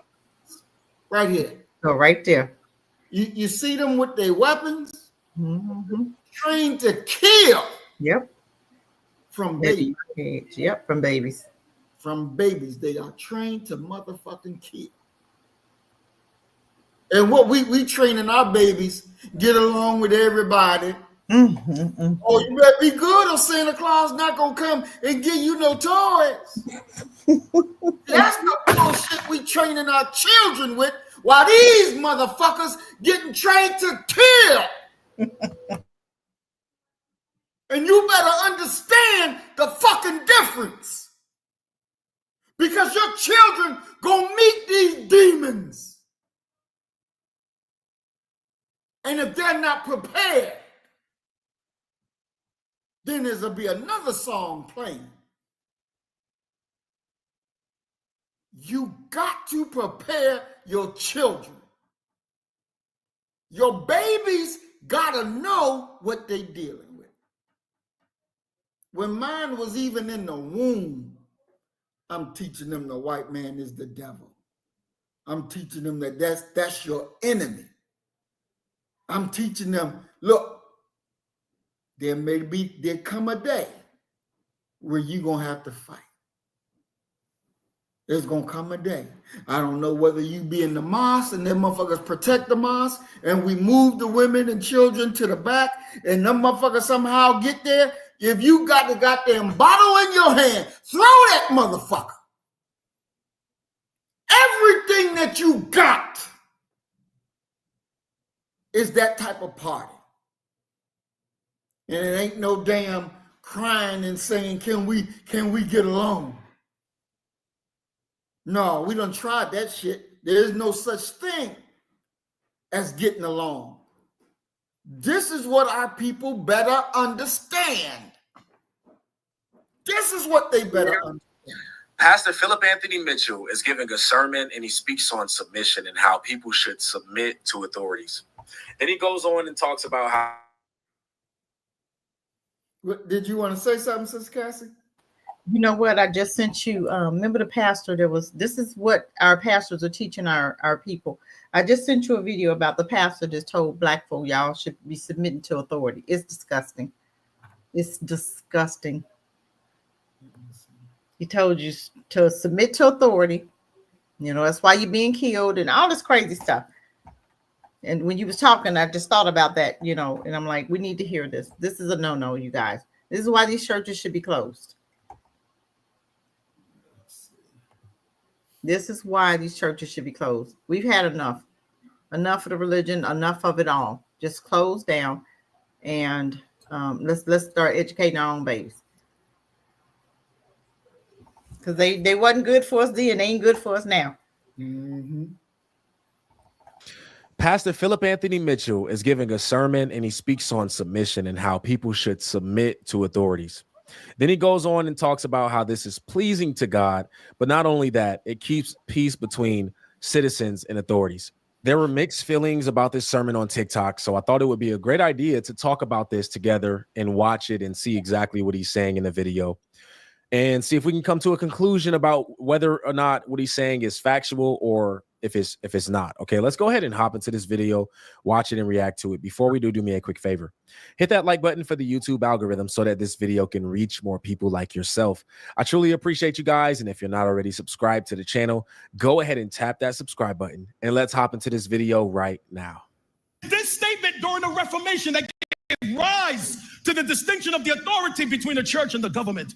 It is this statement that the founding fathers created the doctrine of the separation of church and state, which was not designed to help the government. It was designed to keep the government from infringing laws on faith. Watch. Jesus said to them, watch, give me the coin. Whose image is this on the coin? Now pay attention. They say Caesar's image on the coin. He says, render unto Caesar what belongs to Caesar. Now everybody pay attention. He did not say give Caesar taxes. In the Greek, the word render means give back to somebody what you owe them. Watch. That is, since Caesar minted his image on the coin belongs to Caesar. And since the coin belongs to Caesar, give back to Caesar what you owe him. That coin belongs to him, give it back to him. Watch. This was Christ creating the Christian ethic, watch, of being submissive to governmental authority. That what we owe the government, watch, is taxes and compliance with laws and following ordinances like traffic laws, like not parking in a handicap if you're not handicapped, like not cheating on your taxes, not bending documents to get more money in your Pell Grant. This is, watch this. This is Jesus teaching all of us who are followers, watch. I want y'all to be, watch this word, model citizens. I want you to be the type of citizens under any government that you obey the government to such a degree that when people see you, they say something is different about that person. Man, the laws are tough, but they obey. The laws are difficult, but they obey. The Lord was creating the ethic, watch, of being submitted to authority. He was teaching us, watch, not to be rebellious towards authority, but to give Caesar what you owe him. To not be rebellious towards authority. That we have to learn to be model citizens that follow ordinances. Like I remember when I was 15 and I was walking down the avenue, Hollis. I'm walking down Hollis in Queens. And I remember an Italian officer, man, he drove by me in his car. He looked me in the eye and I looked him in the eye. We made eye contact and I kept walking. He came around the block, jumped out the car, grabbed me by my neck, smashed me up against a brick wall, and he put his Glock to the back of my head. Watch. And then he said to me, watch, say something. No phones. No iPhones, no cameras, no recording. And his Glock is pressed up against my head. Say something. Watch. Now in that moment, I hear the voice of my mother all the time harassing me. Oh, son. She Trinidad. Oh, son. Obey the Holy Spirit. Oh, son. Obey God. Oh, son. Obey authority. Oh, son. Obey the cops. Oh, son. Stop getting in trouble with the police. Oh, son. Obey your elders. Obey your elders. Obey authority. My mother and father constantly trying to teach me to obey authority. And in that moment, I hear her voice. And in that moment, I got to decide which one will be stronger, my ego or my submission.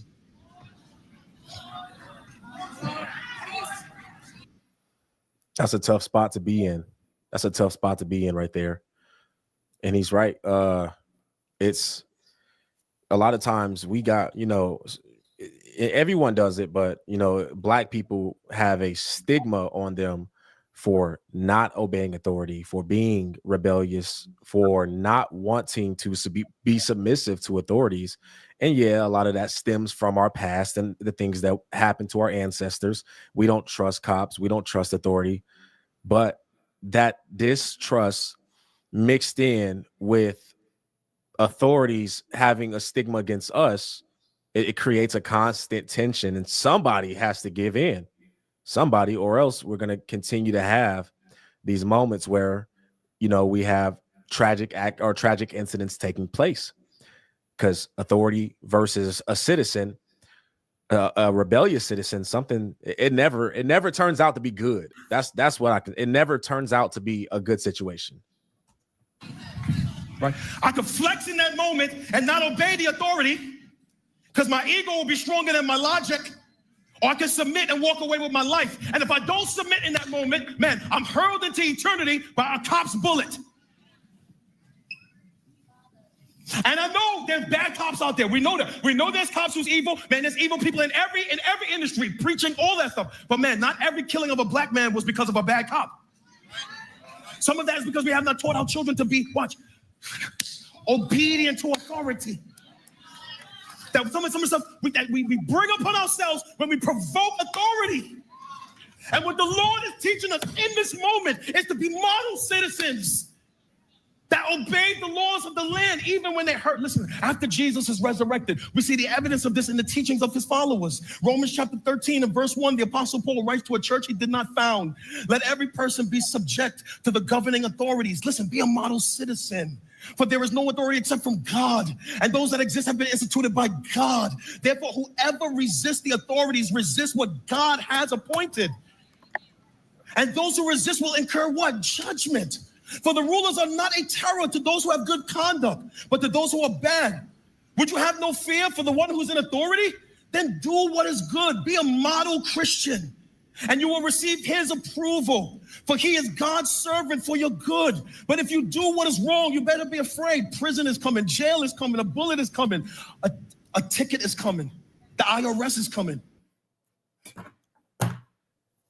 They coming regardless, whether you obey or not, right? Mm-hmm. Okay, I'm just saying. Sandra Bullock. Sandra Bland. I'm sorry. I said Sandra Bullock. Sandra Bland. you know, this is why the Honorable Elijah Muhammad said that Christianity is the perfect slave-making religion. Yep. He just told you, you obey the government like you obey God. Mm-hmm. Yep. Because if you don't obey the government, then you're not obeying God. Yep. That's what he just fucking said. Mm-hmm. And the ignorance of our people to go and eat that shit right on up, Mm-hmm. when that's not our way. The government is not God. You look at all the evil things these motherfuckers do, and you can really look there and say that that's God. They represent God, and I need to obey. Or God going to send their avengers after me because I disobeyed? See, this is why that shit has to be destroyed. Exactly. It has to be destroyed. You shut them down. Brother Mom, do you know the name of my God? Isaiah? No.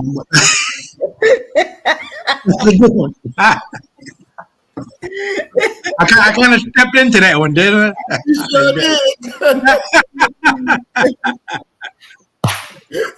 I just knew he was going to say it. Yeah, well, let me rephrase that. Who is it today, Isaiah? Oh shit! See now you done made me forget. All right, here we go. I'm not gonna ask you that question. Here's my God.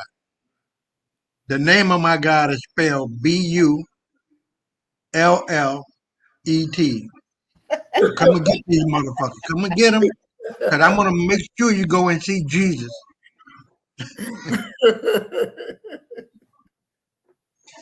I know that's right. I know that's right. And you know, there's going to come a day, and it's going to come soon, where we're going to go up in them churches and run them motherfuckers right on out. We're going to run them right on out. You have no right to sit there and teach our people this bullshit. Close them down. No right. You have no right. We will shut that shit down. I'm telling you. I promise you that. I promise you that. We're going to shut that shit down. We really are. Well, it's time. That is killing our people. Yeah. That's killing our people. You save that slave shit for something else, but that ain't gonna work today. That ain't gonna work today. That ain't gonna work. Let me and since Cassie, we all know you married, but I'm gonna ask you this question. If a man was trying to court you and he was like this Christian nigga here, how would you respond to that? How would you deal with that? He wouldn't even approach me. They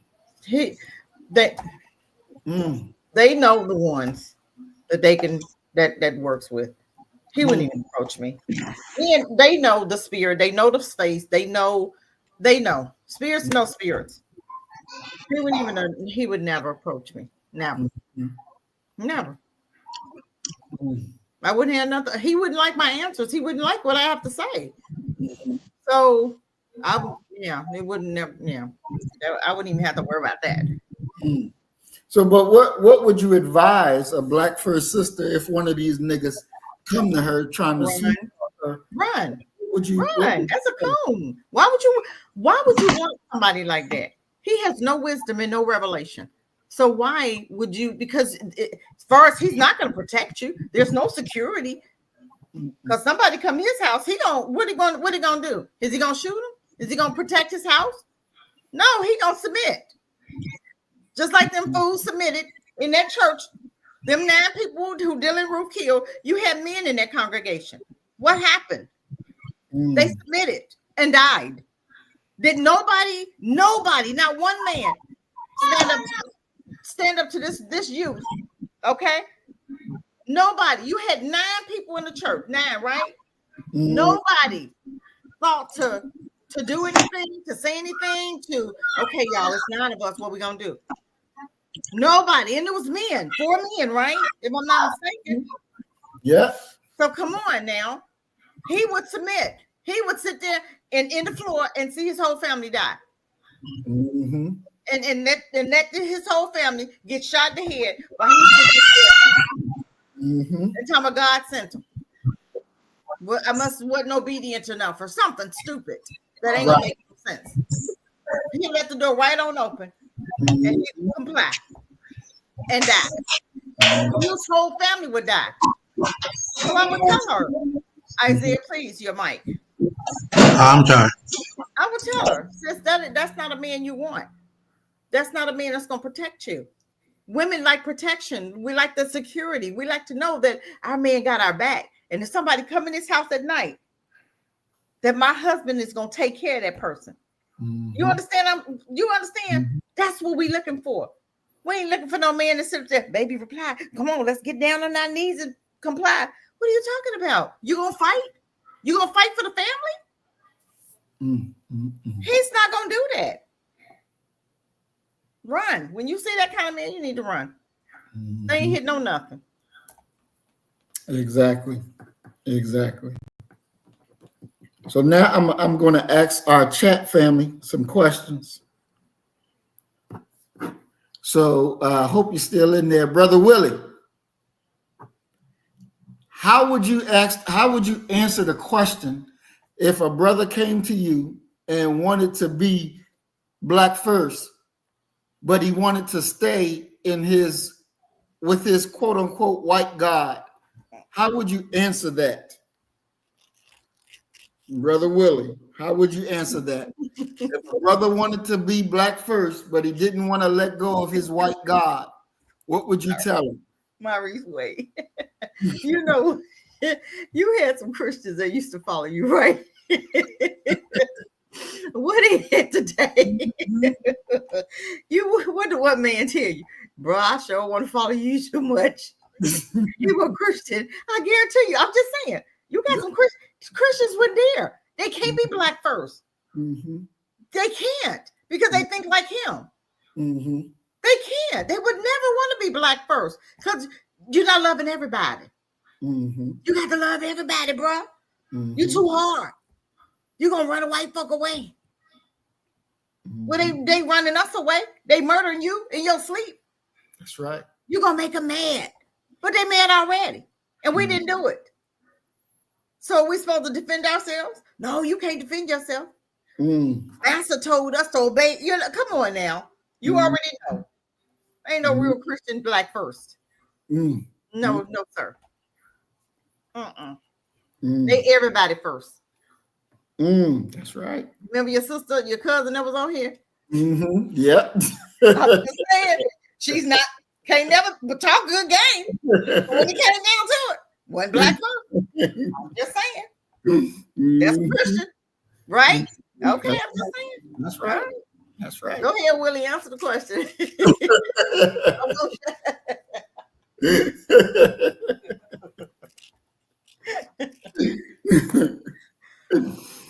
All right.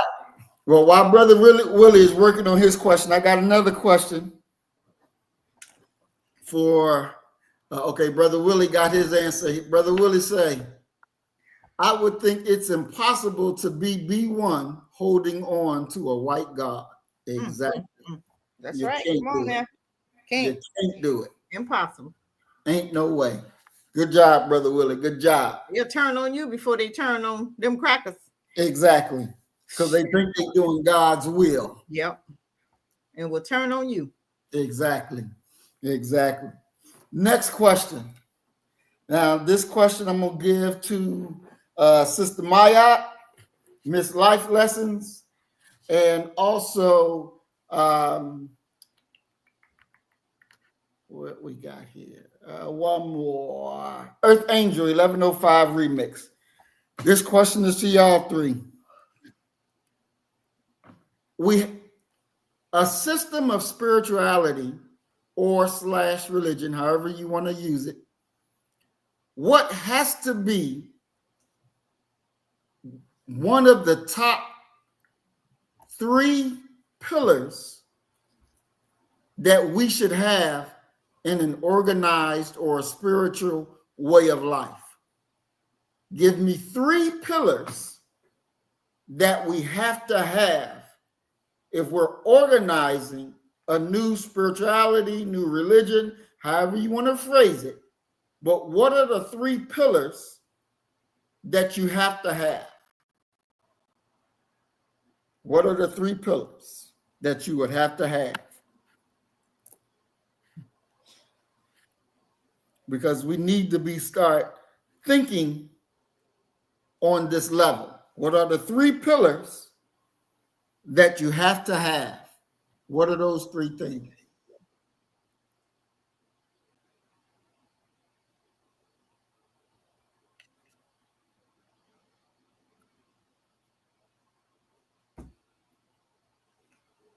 And while we're waiting on them to respond, Sister Cassie, what do you think would be 3 pillars that we need to have? A gun, security. I'm just saying. We can't do this without help. You got to have your candy bars. Mm-hmm. I mean, I don't know which way you're looking at it, but I'm just saying in life, right? Right. Okay, security. You gotta have your candy bars with you. Mm-hmm. Those are the main 2 things, I think. Mm-hmm. Awareness. You gotta understand. Understanding is everything. B1 Right. attitude is everything. And I put B1 understanding in 1. You have to understand the assignment. Period. You don't understand the assignment, you're gonna get got every time. Exactly. That's why you're still walking out here without your candy bars and hollering, oh, in 2025. What the hell are you talking about? They've been doing this, not 2025. Or you'll hear people say, they divided America. Bitch, America been divided since beginning of time. What are you talking about? I hate when I hear people say that. What do you mean? Dividing America. America's been divided. Where you been? Exactly. And it didn't just start 2025. What are you talking about? Exactly.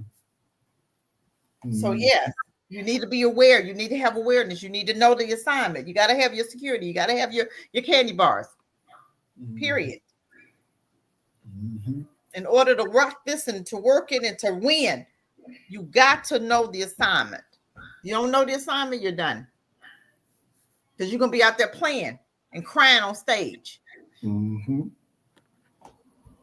right. So Mayat says spiritual pillars, death and rebirth experience, no nonsense attitude, no compromising spirit of a warrior. Excellent. Excellent.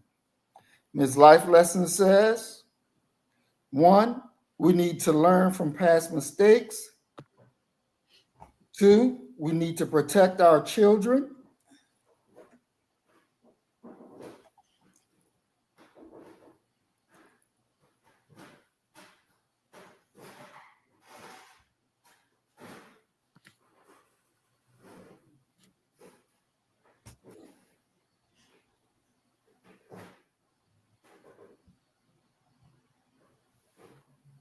3, we're waiting for one more, her 3rd one.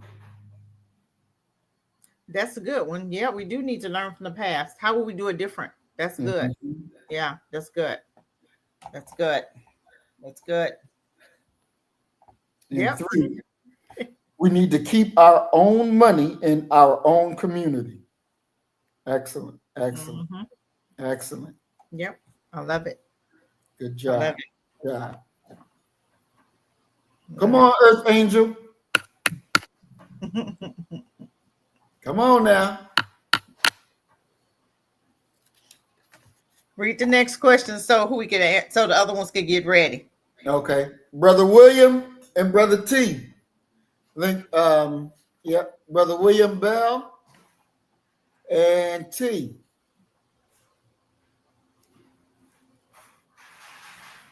In a religion or spirituality, why should you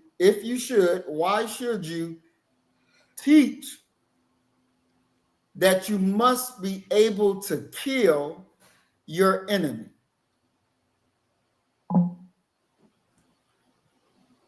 Why must you teach that you have to kill your enemy? Or if you think you don't have to teach that, then tell us why you don't have to teach that. That's Brother T and William Bell. Khalid Muhammad told us to, didn't he say? Mm-hmm. I'm just saying. Mm-hmm. Yeah. He said all of them, all the children. And white folk got mad, didn't they? They sure did. Got mad, didn't they? Kill the brother. You ain't gonna tell me they didn't kill him. You ain't gonna tell me they didn't. Exactly. You aren't gonna tell me they didn't poison him. And Exactly. it was somebody in this camp. I'm just saying. I really do believe that. Mm-hmm. I believe that. William Bell said, because it's our God-given right.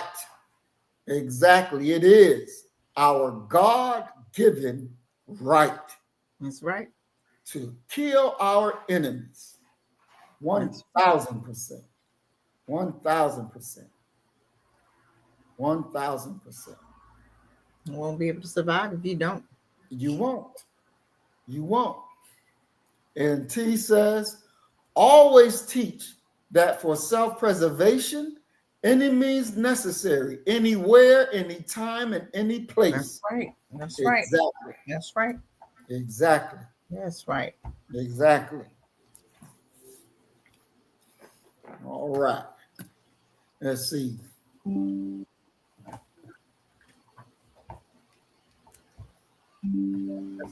Sheila Neal, are you still here? Question for you. Why was it wrong for the civil rights movement to make a turn from freedom to civil rights? Why was it wrong for the civil rights movement to stop going after freedom and start going after civil rights? And she was the first person in our chat today.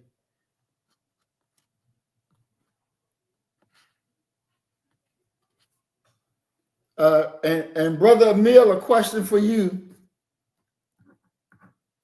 Do you think it's important for people that are other than Black, so we're dealing Asians, we're dealing anybody, is it important for them to have a Black first mentality?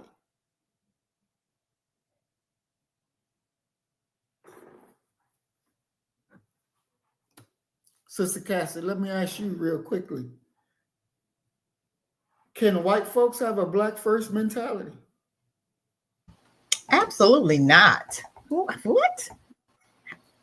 No. How? I can't have a white first mentality. Now we got Black people. We done seen them. We got Black folk, but got white first mentality. Oh, that's different. That's not.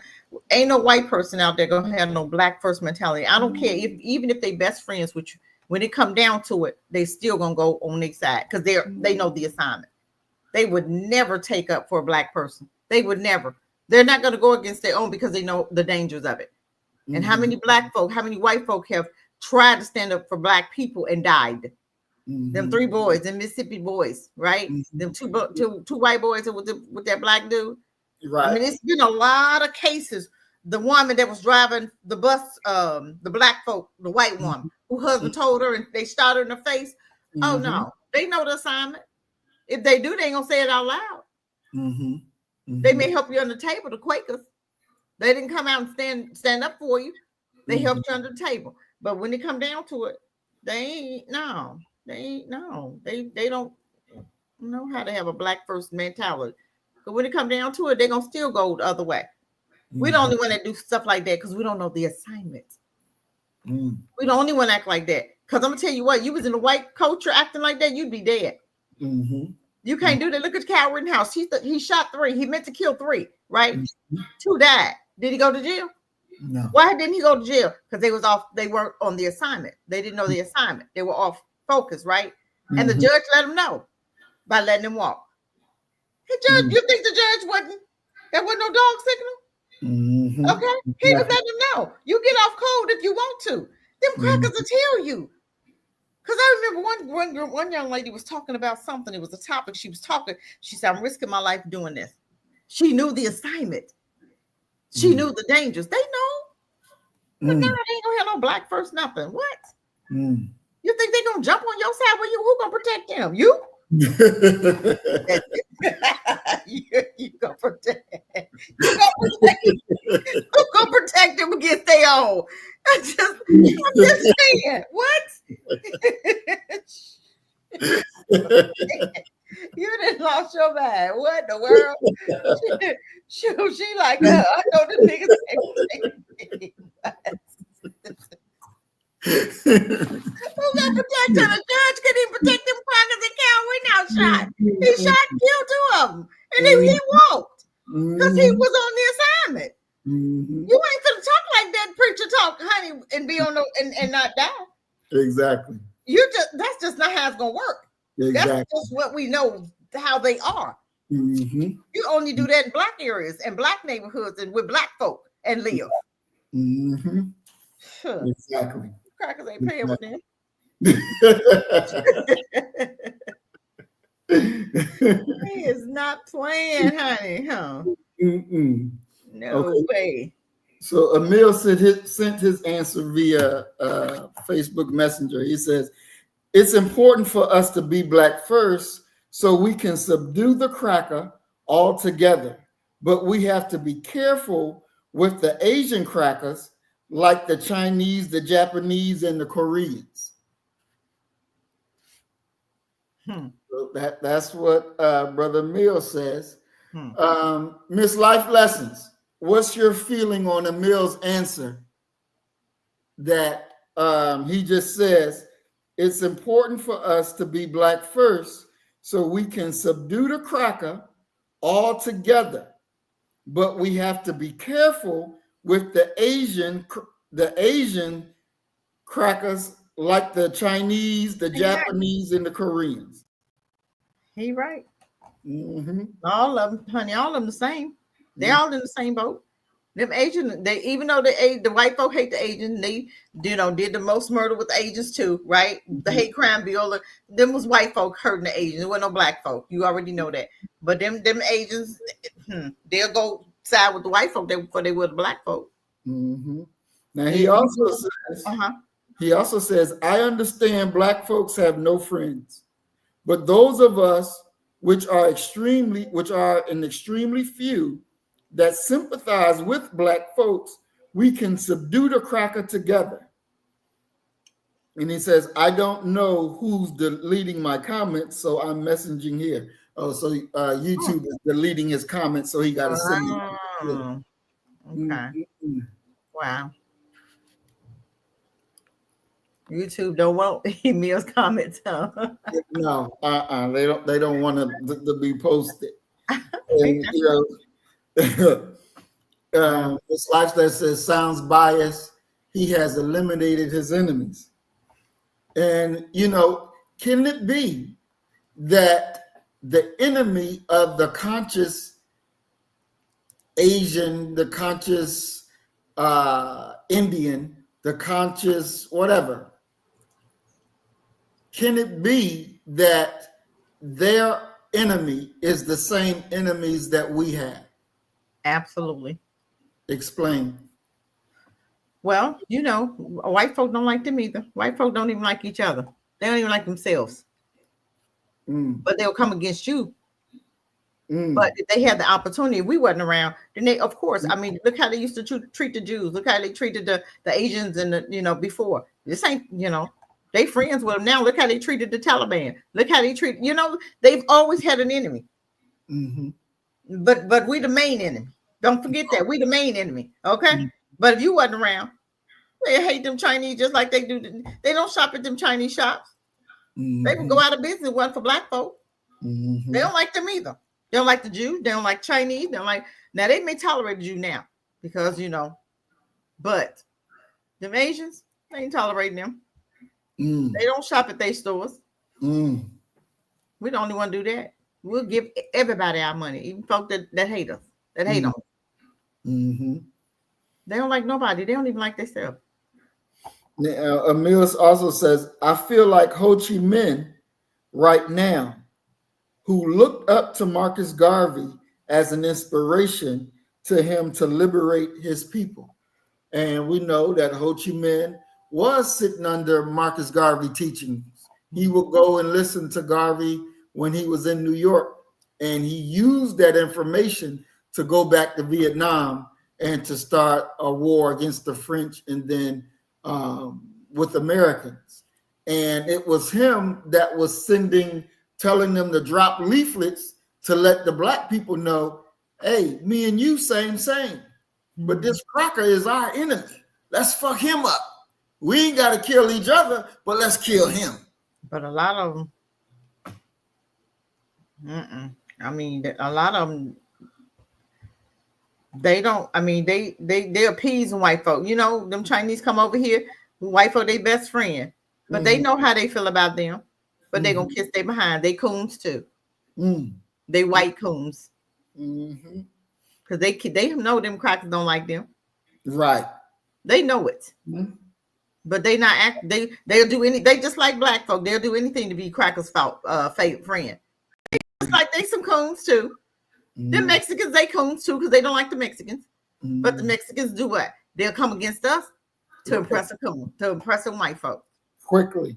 Exactly. So we all know they're not friends amongst themselves. The Mexicans voted against their own when they put Trump in there. He was telling you what I'm gonna do, and what they do, they went against each other. So we're not the only people that go against each other. All races go against each other. You got coons in every race. Every race, because the Mexicans coons too. Because what they do, they went and voted in Trump, didn't they? Even though he told them what they was gonna do. So it's in every race. Yeah. Ms. Life Lesson says we need to regroup alone first before we take on outsiders. We don't need no We outsiders. have coons to worry about. Yeah. We don't have eyes at the back of our heads. We don't need no coons. I mean, we don't need outsiders right now. We can't handle. We got to take care of these coons. We don't never need no outsiders. Never. Let them stay right where they at, outside. Outside the perimeters. Outside the perimeters. You have Cassiville. Outside the perimeters. We don't need no outsiders. We don't need no white black man trying to bring his white wife. You stay over there across the street. Outside the perimeter. You can't bring them in. And then we find one that's in the perimeter that we know it's a hidden coon, that we have to take care of him. Once we take care of one, they all gonna get it. Right. I'm just saying. Okay. Right. Now, Maya says, she says Jamaica rejected Garvey, and the island is a mess. Poverty and filth everywhere you look. So now let's deal with that, because you got two issues here. We got Jamaica and how they reject Garvey and the condition that they're in.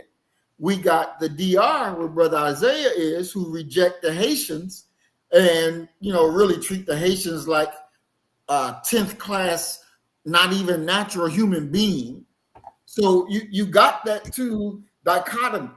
Now, you as a Black first judge, how do you judge these two groups? How do you, is there something that we can even fix? How do we see that, Sister Cassie? But in both cultures, we had who was the main culprit? White folk. White folk. That's, come on. When you incorporate them in anything, it's gonna be jacked up. It's gonna look like Haiti. Look at Black folk. Look at our neighborhood. Look at our neighborhood. Okay, we same thing. What do we need? We need to come away from them. We got to build it up from the ground up. Because what we're looking at right now is you got them crackers over here. You got them demons and devils over here that then poured into us. Okay, their beliefs. Everything we believe is from them. Our history, our culture, tradition, everything is done. It's gone. We try and act like them because they've been teaching you for the last 70 years. Jamaica, same thing. You got Chinese, you got white folk. Can't be nothing but jacked up when you got demons and devils over you. And then you didn't went there, just like in Rwanda. You put Black folk against each other. You got black ass. Oh, you got brown ass. Oh, the brown ass better than the black ass. And what they do? What they do? Destroy each other. Kill millions, didn't they? 300,000, something like that. It was 3 million or something. It was over what, 90 days? It was a lot. It was too many. Just because the Dutch came over there and said, "Oh, Maurice, your ass is brown. Oh, Isaiah, yours is black," and put them two brothers together, and what happened? That's what they do. They come to do what? Kill, steal, and destroy. That's it. So anyway you see them, it's gonna be some killing, stealing, and destroying. Period. So okay, so Mayat says that the majority of Jamaicans are diehard Christians. It's hard for them to shake off Jesus. They're diehard, churches everywhere. So who created the churches? Is it? Do we have to kill them? Since, or are you okay? Let me ask you. From reading your statement, Maya, I would think that you're saying that they cannot be reformed, they cannot be retaught. Are you saying that they cannot be reformed, they cannot be retaught? Because that's the question that we're going to have to see. Can they be reformed? Can they be retaught? Yeah, I think they can. I mean, you have Christians now.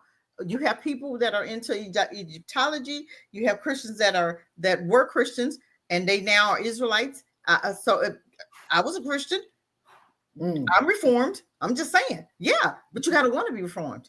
I mean, come on, anybody can be reformed, but when you see that you're giving it and they're not receiving it, yeah, you got to get rid of them. And they talk like that Coon did, yeah, they got to go. When they that like that and there's no reform in them and they don't even want to be reformed, yeah, they either outside the perimeter or they have to die.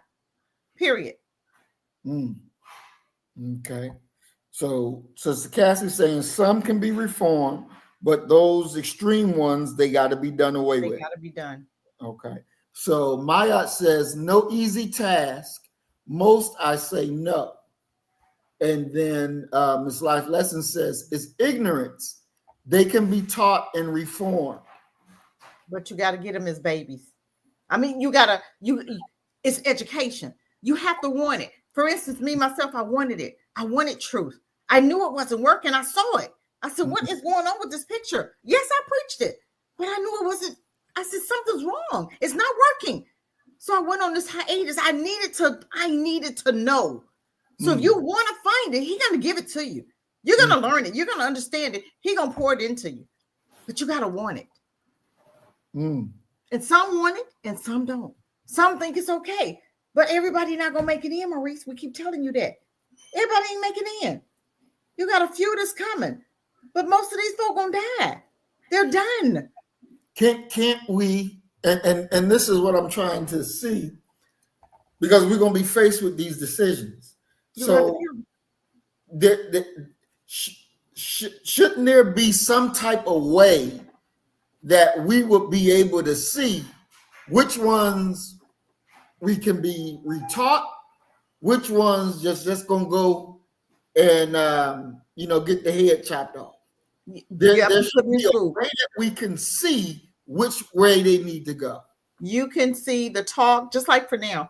You see, most people, when you look at their Facebook pages, you see most Black folk got a whole bunch of white folk on their page. Those need to be done. They're done. They're done.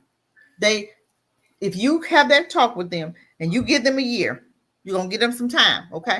We're going to give them some time. But after a year and you still talking crazy, I say 6 months. I ain't talking about no year. I'm just saying. Because you're going to begin to hear the change. You understand what I'm saying? But after a year, 6 months, they're done. You keep them on the perimeter or they got to go. They're going to die anyway. They're going to die off anyway. Because when you still talking, if you keep talking about Black first, they're going to disappear anyway. You already know that. Because look who's following you now. They're going to disappear, right? Right. They may start off strong, talking Black first. Woo! But then what happened? You look around, where they go? Where they at? How many behind you now? Where they at? They talk good, didn't they? Woo, they were talking good, wasn't it? But you look around and be like, well, damn, what happened? I'm by myself. I mean, where they at? They're going to disappear. They're going to show themselves. That's when you take care of them. because they're done. Long as you talking and they working with you, okay. But as soon as you look around and they gone, those are the ones you got to take out. Because they will never support you. They will never back you. They will never have your back. Never. Okay. So what about the situation that you have with the DR, when you have how they feel about the Haitians?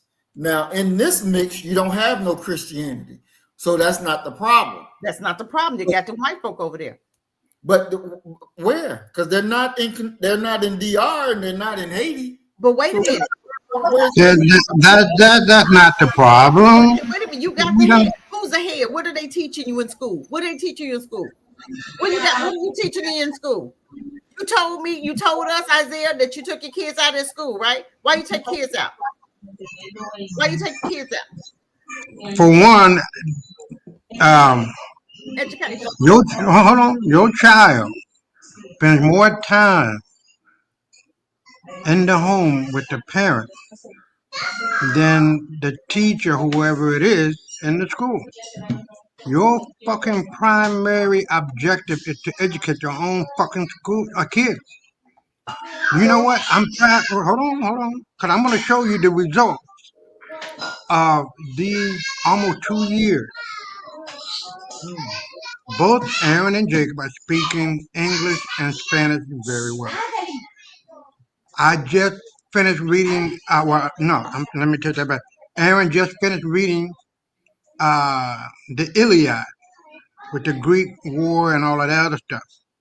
That's a fucking 7th grade book. You understand what I'm telling you? Not only in English, but in Spanish.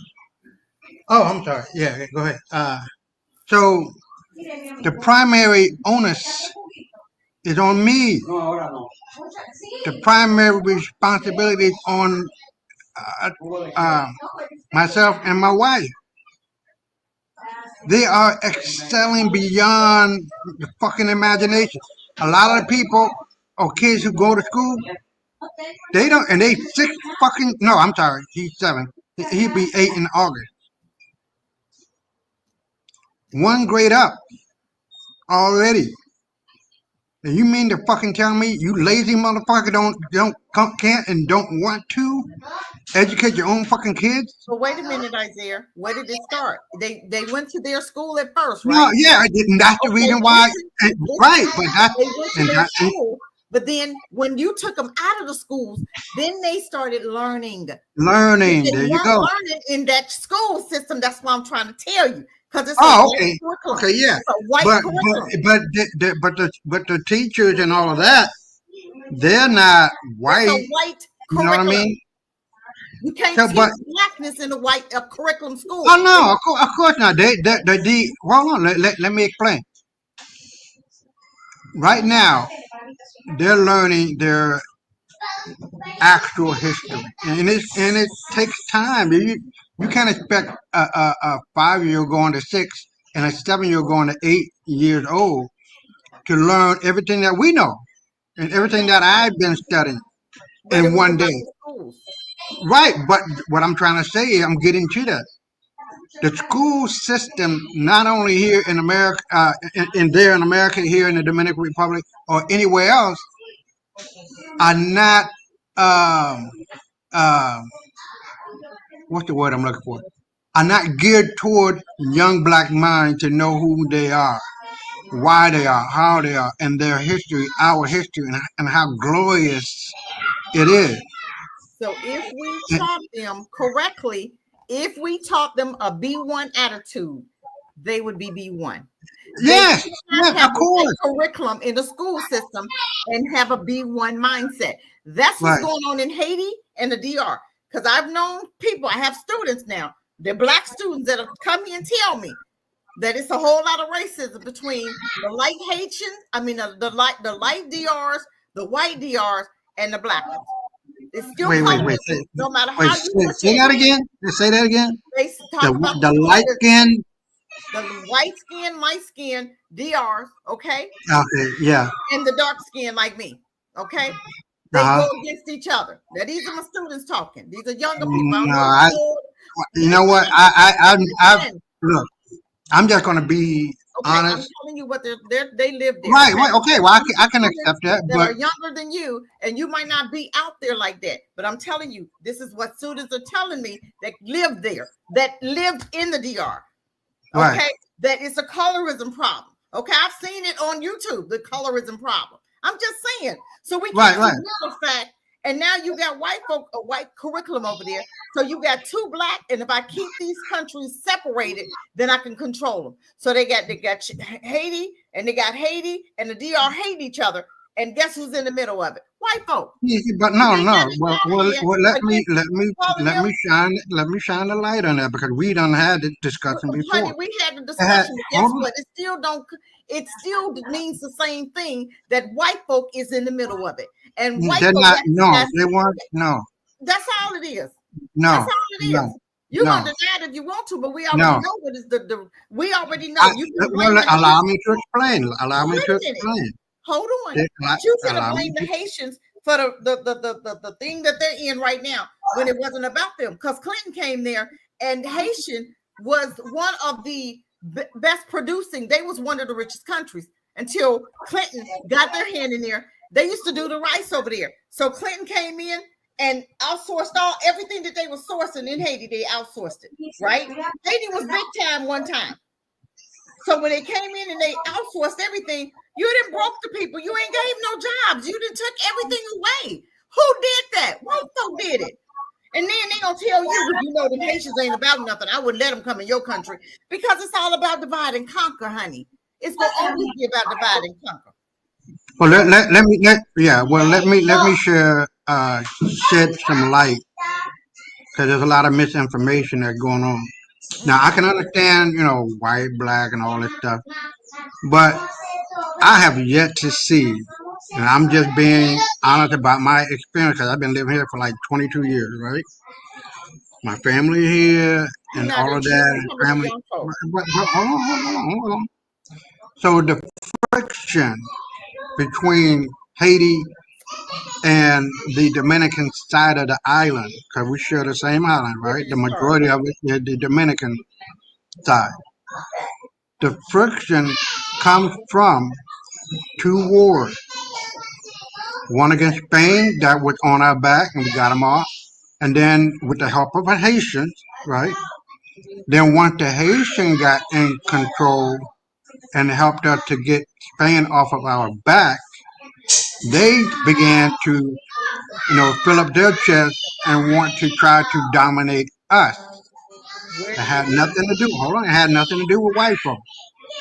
Fast forward to today, now you have this, because during the time of Trujillo, there was a lot of anxiety and a lot of hate from their domination of the people on the island, on the Dominican side, that hated the slave mentality and slave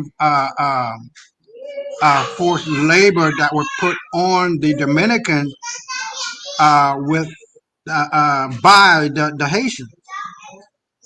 So all of that hate is still prevalent, but we still have love for the Haitians. But to be honest, the crimes that are committed in the crime in the Dominican Republic by the Haitians is an ongoing event, if I can use that word correctly. And the idea is that Haiti lost their wealth to France. It was never a day after winning the war against France that Haiti needed to give, in today's money, I think it would be like $15 billion for repairing what supposedly France lost. That money, as a side note, the white guy that the president of what was his name? I can't think of it. Louverture or something like that. He gave that money to a white boy that went back to the United States and started a college with that money. A white fucking college. A lot of people don't know about that shit. So instead of Louverture, instead of giving and repaying our friends for the loss of the colony, they should have just said, bring your fucking ass on, because they won the war. France had all, with Napoleon now, France had all of the latest, greatest, most fantastic weapons, and they got their ass whooped. Because there was more freedom fighting spirit in the Haitians than the French. You feel what I'm saying? So, how Haiti got to this point where they're poor, but they're very wealthy in resources is due to the upper elite of the black class from that moment to this very day. And you talk about Baby Doc Duvalier and others that came after that. You got to break that cycle of dictatorship, that cycle of domination, where you have the poor class and the rich class and nothing in between. That has to be broken. And I believe that Haiti needs to do another fucking revolution to break the cycle. Just fucking kill them. What the fuck are you waiting for? For them to give you the green light to say go? No. Power is never given, it's fucking taken. Respect is never given, it's fucking taken. And so when I'm looking at the Dominican side versus the Haitian side, that's not a racial thing because we're both black. Okay, but you have to understand the United States, you're talking about France, United States, all of them had their hands in that Haitian stuff. It's Haitian, it just wasn't Haiti. Haiti, right, yeah, they paid the French, but you have to understand, America did some crippling too. Okay, yeah, of course. I agree 100%. I agree 100%. White folk in there, and that's what we keep trying to tell you. You're going around the bush. It still had white folk in it. No, but no, I'm not going. I'm never going to go around the bush now. You know. Okay, well, but I'm gonna be honest with you based on what I've know. Based on what I know. Okay, well, what you know, they said the France. Okay, France. Yes, they had to pay France. Okay, right. So you understand that. So that's white folk in it, right? Right. Then America, here come America with the politics. That's white folk, right? Right. Okay, enough said right there. Next no, question. but look at the impact of what it had. Now, a lot of people don't know that America had a chance to buy the whole fucking island, but I forget what president was it. I don't want to give out false information, but America had a chance to buy. Okay, but wasn't it about white folk that was coming in between? No, but hear me out. Hear me out. Huh? The racism. It still comes down to white folk being involved in stuff they ain't got no business being involved in. Yeah. I'm not denying that. The West. But look, there was a time when in the 1960s, no, before 1965, if I'm not correct, if I'm not mistaken, right? The island was black. Right? It's still black. No. Feel me out. The island was black. Okay. With no white folks at all. And now here come the white folk starting at upper class. No, not upper class. The upper echelon with whites, and then you get the separation. You are correct about that. But there was a Dominican sister who came on to YouTube, and I think I had sent it to you. I don't know. Talking about how that happened and why that happened and how they were able to circumvent that to the point where they were proud of not only their Spanish heritage, which it comes second to the Taino heritage. The Taino is what the Dominican people really are. And we understand that in terms of historical significance.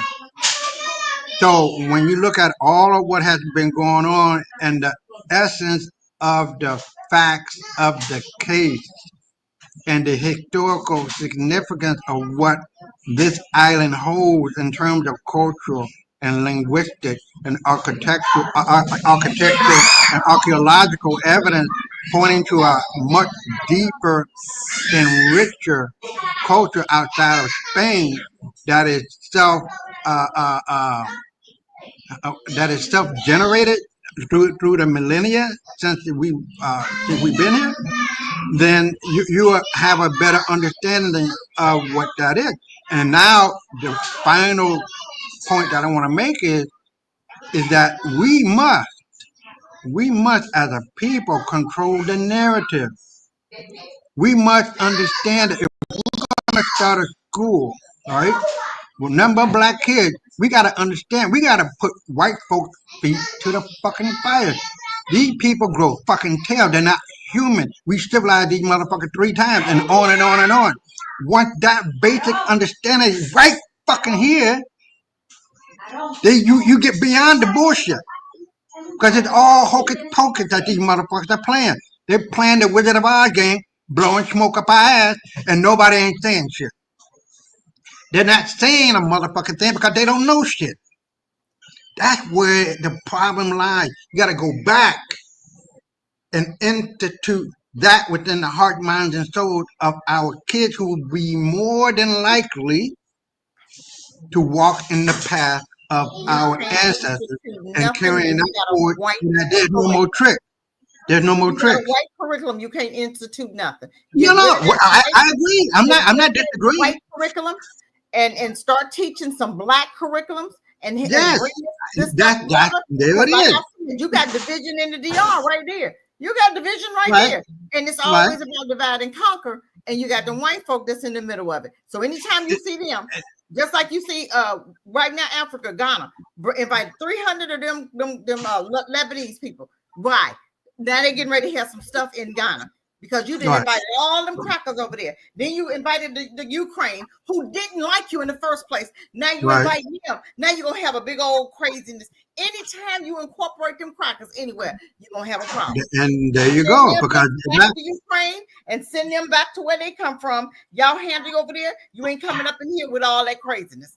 Anytime in the midst of anything, it's gonna be drama and trauma. Period. Right, and the Chinese are slapping the shit out of people in Ghana and killing them. And like I said, we need to divide. Let them go back to China with that nastiness. Going back to China, you can't be marrying your women up in here because it's not about love. It's about that land. It's about that money. You see that money, Maurice? You see that movie, Killers of the Flower Moon? Which one? Killers of the Flower Moon. You see it? Do you understand what's going on in Africa with them Chinese? It's all about that land. When you see that movie, you'll understand what they're doing. There ain't nothing new under the sun. Them crackers ain't got no new history. It's the same history, and they keep repeating it, rewashing it. Repeating it. What's the name of the movie? Killers of the Flower Moon. When you watch that movie, you'll understand what them Chinese doing with them Africans over there.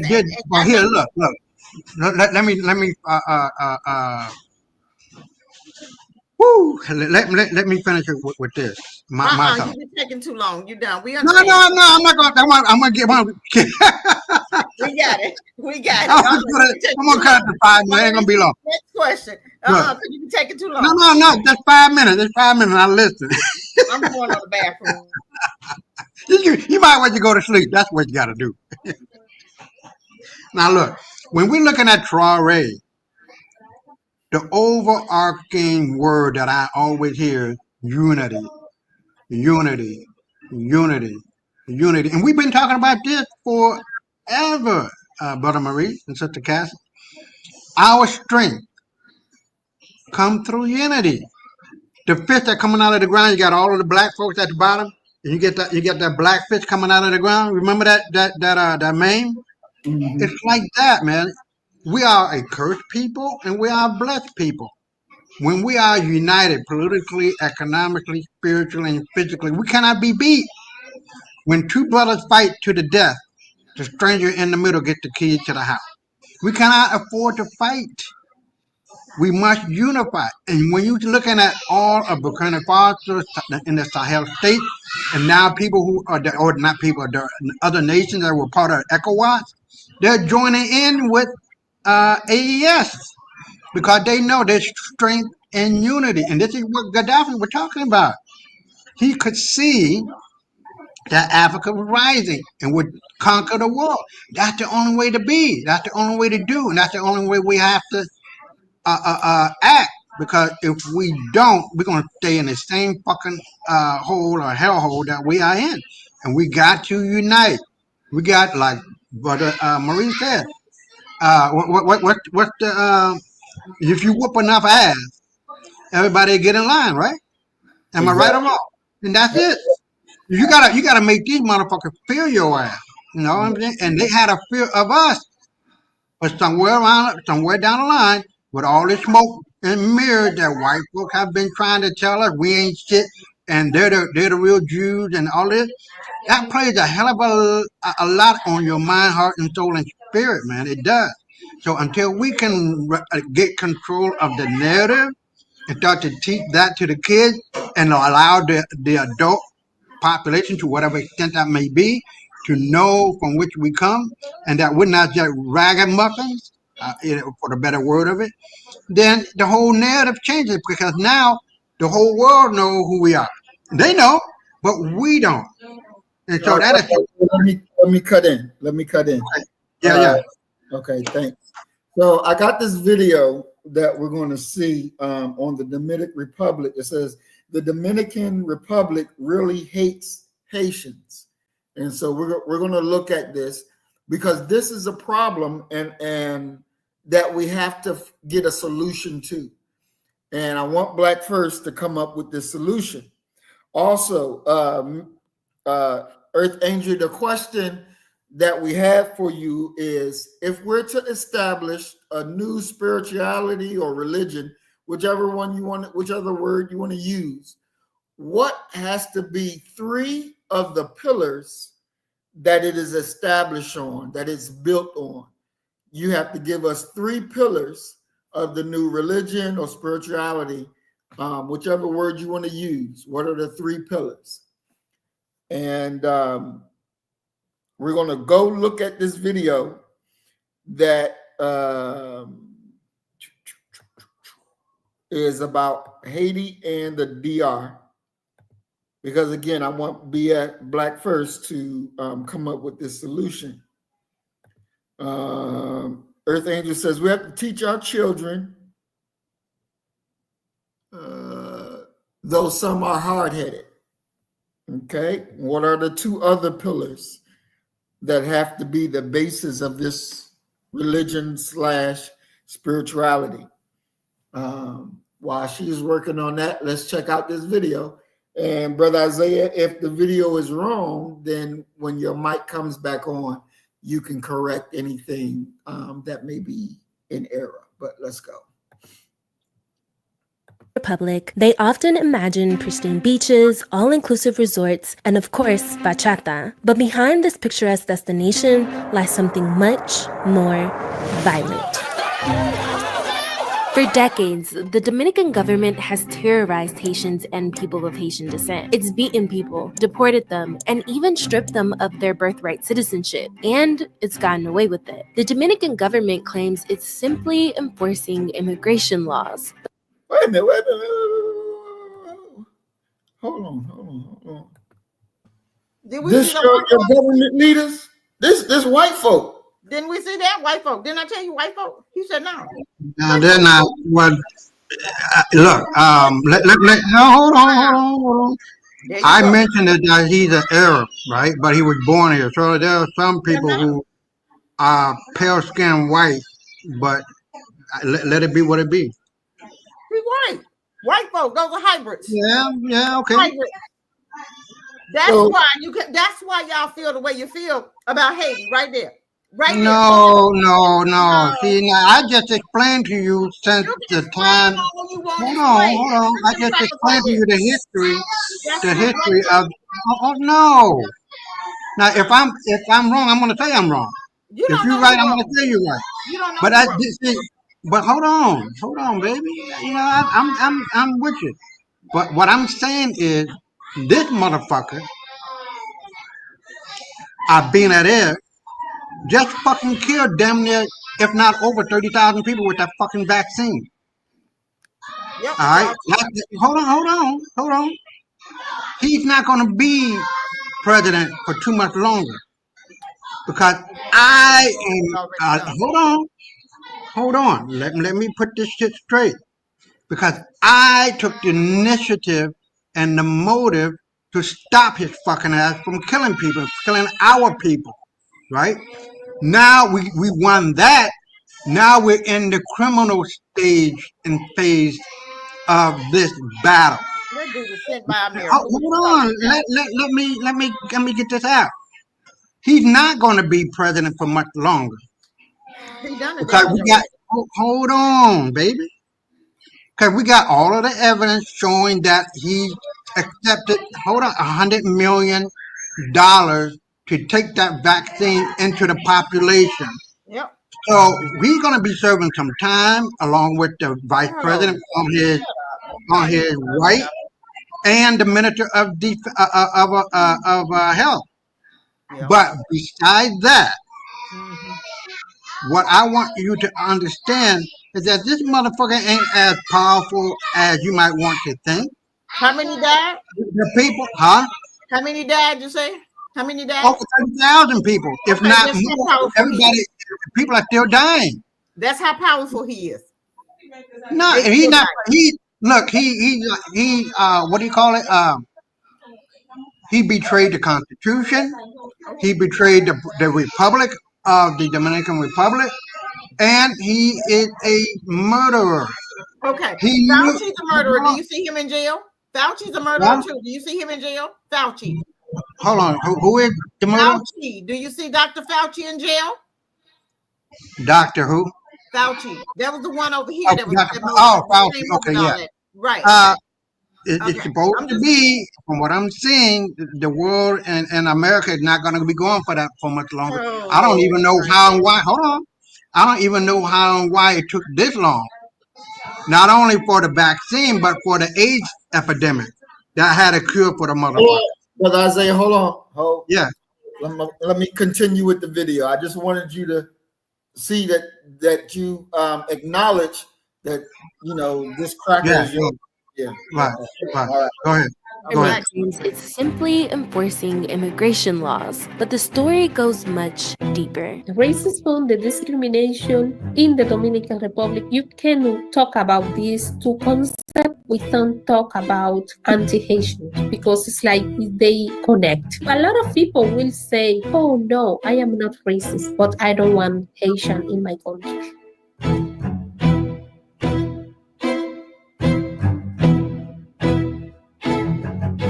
Here's the thing, the Dominican Republic's anti-Haitianism is so notorious that in 2022, the U.S. Embassy warned Black American travelers that they might be mistaken for Haitian migrants and wrongfully detained. See, Dominican identity has been built on anti-Haitianism and anti-Blackness all the way back to before the Dominican Republic even existed. You know, they used to teach us when the Christopher Columbus come to the island, they give our indigenous people mirror, they take our gold. I used to say, I don't know what happened with the mirror that Christopher Columbus gave us, because we are not able to see ourselves and see we are Black. The Dominican Republic and Haiti are actually neighboring countries on the same island. A look at the island of Hispaniola reveals a stark divide. Let's start in 1697. That's when France and Spain split the island after the 9 Years' War into San Domingue and Santo Domingo. The French side became the world's most profitable colony at the time, exporting sugar, coffee, and indigo. But those profits came at a cost. Plantation owners worked enslaved Black people to death. It was so bad that in 1791, the people enslaved in San Domingue revolted and sparked the Haitian Revolution. Meanwhile, Santo Domingo wasn't that successful of a colony for the Spanish. It was less developed, had fewer enslaved people, and a more mixed population. Things were still unfair, but not quite as brutal as next door. In 1804, San Domingue won its independence from France, becoming the first free Black republic. It renamed itself Haiti.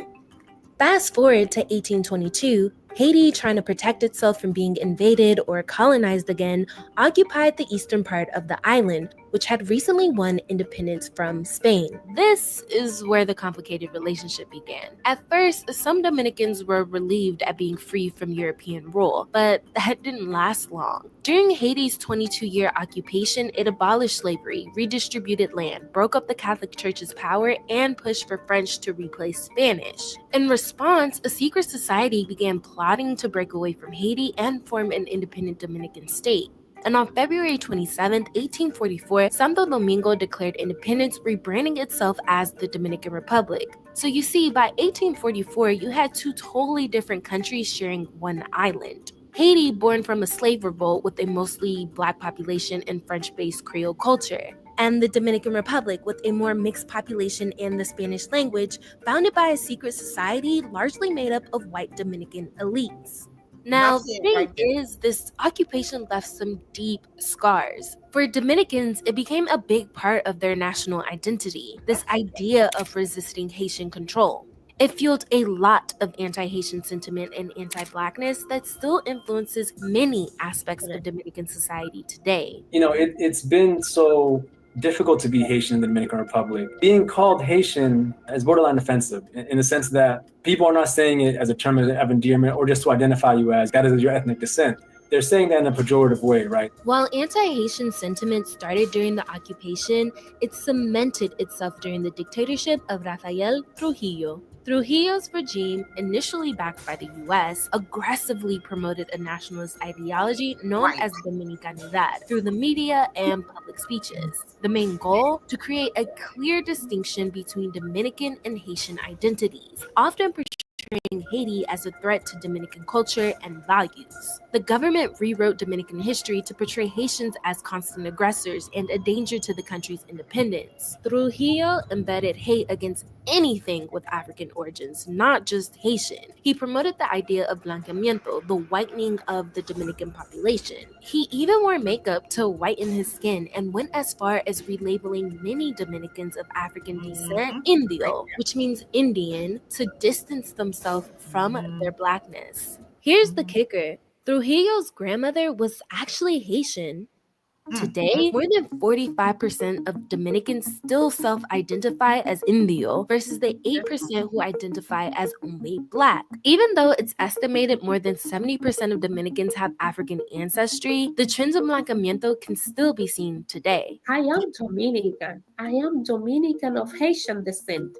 A lot of people, Black, Dominican, they don't understand my reality just because they believe they are not Black. If foreign people see us, we don't look different. But between us, they teach us to see us as a difference. The difference could be in the tone of how Black I look, how dark is my skin complexion, or how I dress, or how I do my hair. See, racialization in the Dominican Republic, like the rest of Latin America, is layered and complicated.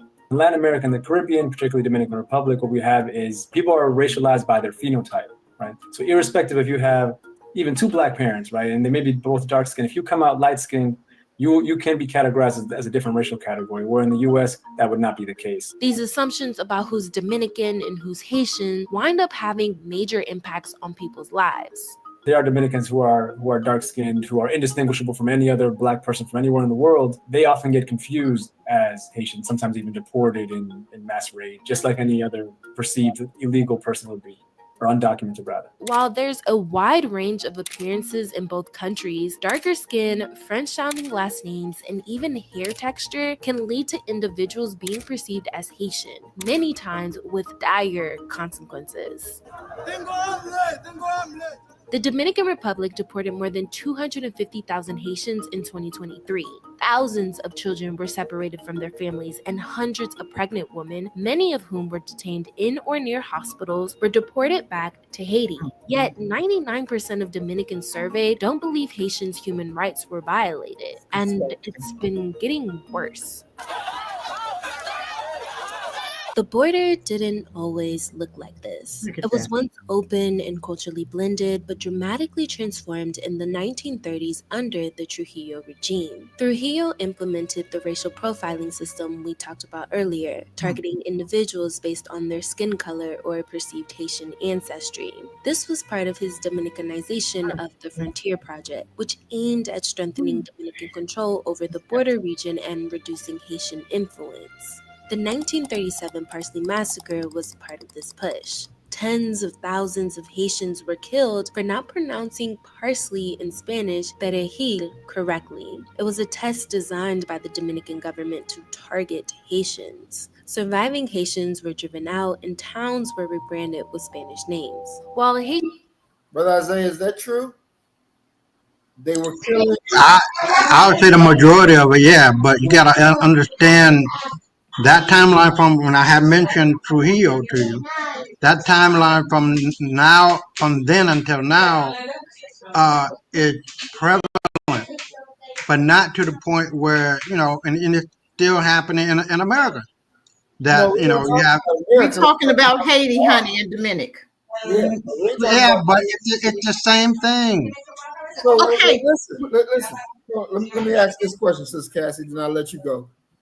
She just said they were killing black people because they pronounced a word differently.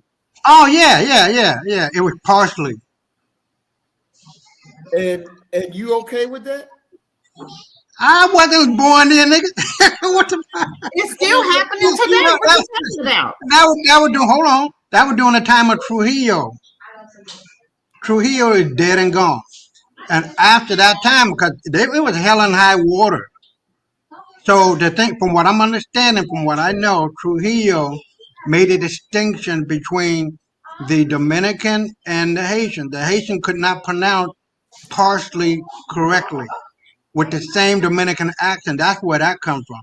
It had nothing to do with, whatever the case may be outside of that.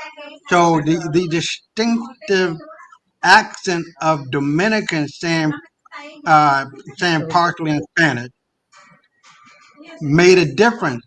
And unfortunately, under the orders of Trujillo, who was a puppet of America, because America put him in control, right? Of the Dominican Republic, being the president. He had all the backing and the blessing of the United States. This is how diabolical these motherfuckers are. We already know that.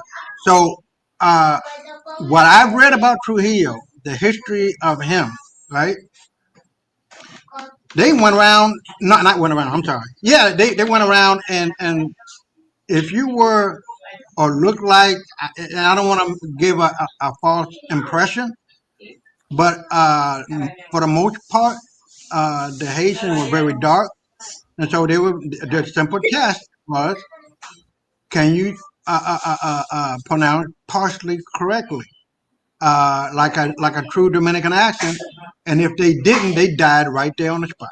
In a black country. This is how you treat your black brothers and sisters in a black No, country. don't blame me for that bullshit. I'm not It's saying just like in America.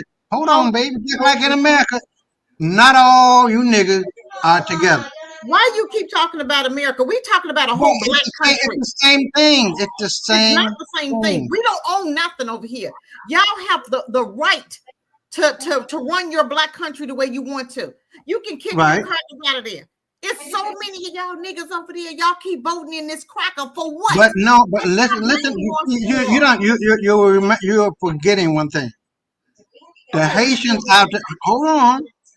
the Haitians, after helping the Dominican defeat Spain, conquered conquered from Haiti all the way through the north coast of the Dominican island. They were treating and raping raping men, women, and children. This is not no motherfucking. Hold on. Let me finish. Hold on. You'd be talking. Let me finish, please, ma'am. You're gonna blame me, right? You're gonna blame Haiti. We understand. You got a hatred for Haiti. We understand that. And guess what? It's time for y'all to come together because once No, it ain't. No. See, because you got the utopian bullshit in your mind. Fuck that shit. There's a video, and I'm gonna send it. Hold on, I'm gonna send it to you. There's a video. Hold on. You're lost. Hold on. You cannot. No, because all this motherfucking bullshit you got in your fucking brain talking about utopia. And no, hold on. No, because if you take your black ass back to Ghana, wherever the fuck you went, they're gonna tell you ain't shit. Get the fuck out of here. These are a lot of videos. Hold on. There are a lot of videos of African Americans going back to the continent where your black ass don't fucking belong. And I'm just telling you. No, listen to me. Listen. You can. Not all black folk gonna get along, baby. That's what I'm saying. And that's the sad part about it, because it's time that we do. No, because I wouldn't want to get along with these niggas from Nigeria or Ghana or any other motherfucker. You're done. You're not. No, because listen to what I'm saying. You're missing the point. You're done. You're missing the point. You don't have a point. When you talk You're missing the point. No, I have black love for other people who have black love. I'm not going to be bothered with Ghana kicking my people out because of whatever the hell was going on. I don't know. That guy that was talking about go black to Africa, he's through with that bullshit. You're done. He's done. You're done. So no, but you cannot, baby girl. You cannot associate yourself with other people who are not black first. You just cannot. You're not black. You're not listening. You're not listening. The attitude of the Haitians versus the Dominicans is very real. They come over here killing. They discorded our whole fucking family, cut off their arms and legs and heads. I saw how your police treated black folk coming across that border. Why? And who gives a fuck? You know what? I don't give a fuck about Haitians. You ain't know nothing. I had a Haitian girlfriend. She's done. So it really depends on what it is. But you cannot come to the Dominican side when you have destroyed your own fucking country. I'm done. We're not going to tolerate them motherfuckers deforesting the whole fucking side of our island. You're done. We're not gonna put up with them motherfuckers going to come over here with 9, 10 fucking babies. Listen at him. We're not gonna listen. Calm down. I love you, my sister. You living in a goddamn fantasy. You're cold. That's what you is. You living in a fantasy. Not all niggas gonna be lovey-dovey. That dude right there. Look. Not all black people are gonna be lovey-dovey with each other. That's not the reality. That's a good fantasy. That's a good fantasy, Sister Cassie, but that's not gonna ever happen. And I pray you don't take on that kind of mentality. Because if you do, you're gonna get yourself in a whole lot of hurt. I'm done. Not only your fucking feelings, but maybe your life. So you gotta. Go ahead. I love you, baby. I wouldn't trust that dude. If I was over there by myself, I wouldn't trust his ass. I'd have to have me some guards. Because guess what? If it was up to me and you, Isaiah, you're going to have to go, bro. I know. Well, I understand where you're coming from. I'm not mad. I'm not mad. I'm not. You said a whole lot. You said a whole lot. No, but no. You got. Look, we're not America. We don't have trillions of dollars in value. The economy of the Dominican Republic is only $100 billion. We're not talking about that right now. It does have a lot to do with it. Because they can't bring their fucking black asses over here and weigh down our economy with all this. Well, can I get some handout? Can I get a food stamp? There's no food stamps to hand out here. We don't have the capacity. We don't have the capacity to deal with broke motherfuckers. We just don't. You cannot come over here like me. You gotta have at least $1,500 come to stay here to prove that you have that kind of money. In the U.S., if you was born over there and you wouldn't worked over here in the U.S., your ass would be just as broke as them. Now, what you talking about? What? Don't play with me. Wait, what? I'm done with you. You're done. No, no, repeat what you just said. I'm not mad. I'm not gonna get mad. You get mad now out of pocket about something you don't know. Where you get your retirement from? Did you No, retire? but what did you just say? I was in America and I came here. Hold on. Did you retire here in America? Yes. Okay, enough said. Shut up. Done. If you didn't retire from here, your ass would be just as broke as they is. What the hell? No, I wouldn't. Don't tell me that, because I have money, supplemental money outside of that, baby. You got it from America. Don't try. Yes, I made my money in America. Yes, I did. Broke as they is if you ain't have America. Yeah, but you see how you fantasizing about things that don't exist? You see how you going from one extreme to the other? I've never been broke in my motherfucking life, man. I've never been broke in my goddamn life. I'm done. I don't know what it takes. I don't know what it's like not to eat. I don't know what it's like not to have lights on. I don't know what it's like not to have a car. I don't know none of that shit because my parents taught me well. But you can't. That's the reason why I hold it down until that ego hollow on that motherfucker. So no, I would not be broke, miss. You ain't that. And I'm quite certain you wouldn't be broke. So I'm going to give you the benefit of a doubt. You feel me? But the idea is, as a nation, a sovereign nation, the Dominican Republic, we cannot afford broke motherfucker to come up in here and weigh our system down, talking about, well, can I get a bowl of rice? Man, fuck you and your bowl of rice. Take your black ass back over to Haiti, have a revolution, and take it over and kill all the elite because they're the one who ripping you the fuck off, but don't bring that bullshit over here. It's already over there. No. Well, we're getting rid of them. Just like America is getting rid of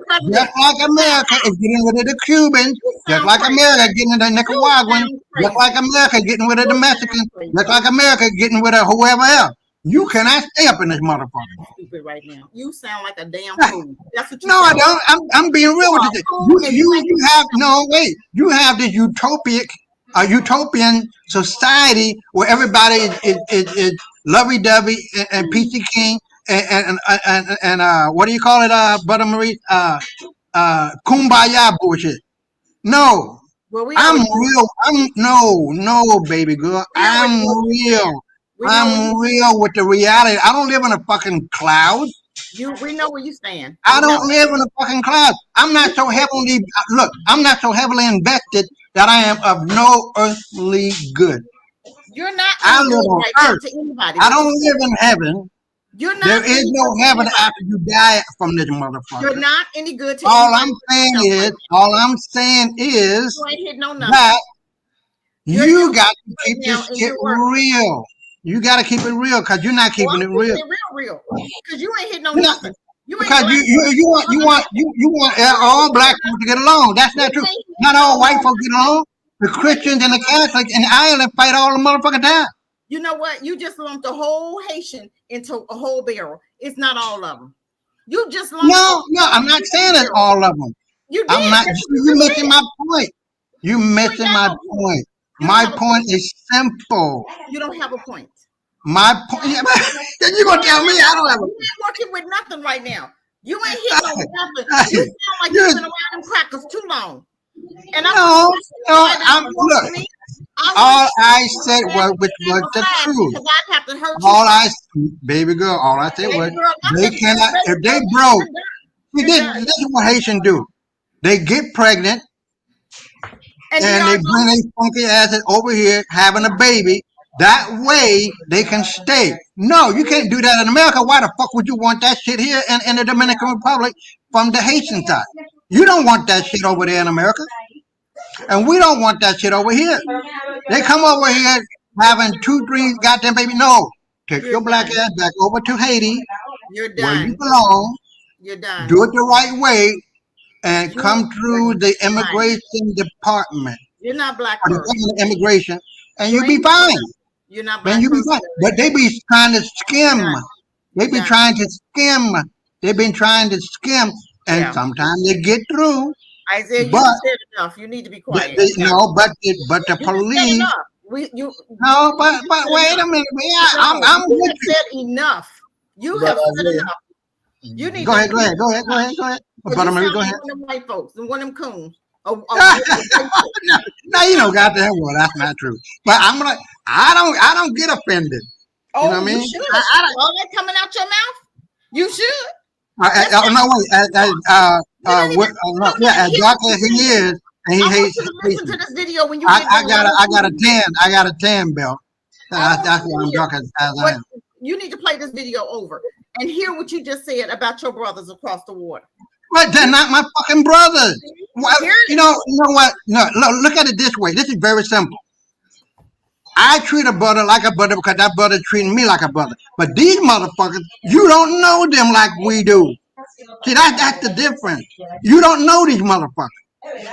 When a Mexican MS-13, hold on. When a Mexican MS-13 gang member come over to America and ring your motherfucking doorbell, are you gonna let him in? Talking about, and he dark as me as you. Are you gonna let him come in? MS-13 is white. Are you going to let them come in? No, answer my question. Are you going to let that motherfucker come in? He your brother. You know what? Let me He your brother. Let the gang member. Let's scratch that fucking shit out. Want to hear nothing. Hold on. Let anybody else, the Nicaraguans, Venezuelans, or whatever, they were in prison, so now they're over there in America. They come ring your goddamn bell. Are you going to help them? Are you going to help them? You're a sellout. You're done. Hold on. You're done. You are done. But I rest my mic. You're done. Go ahead, brother Miles. Okay, hold on.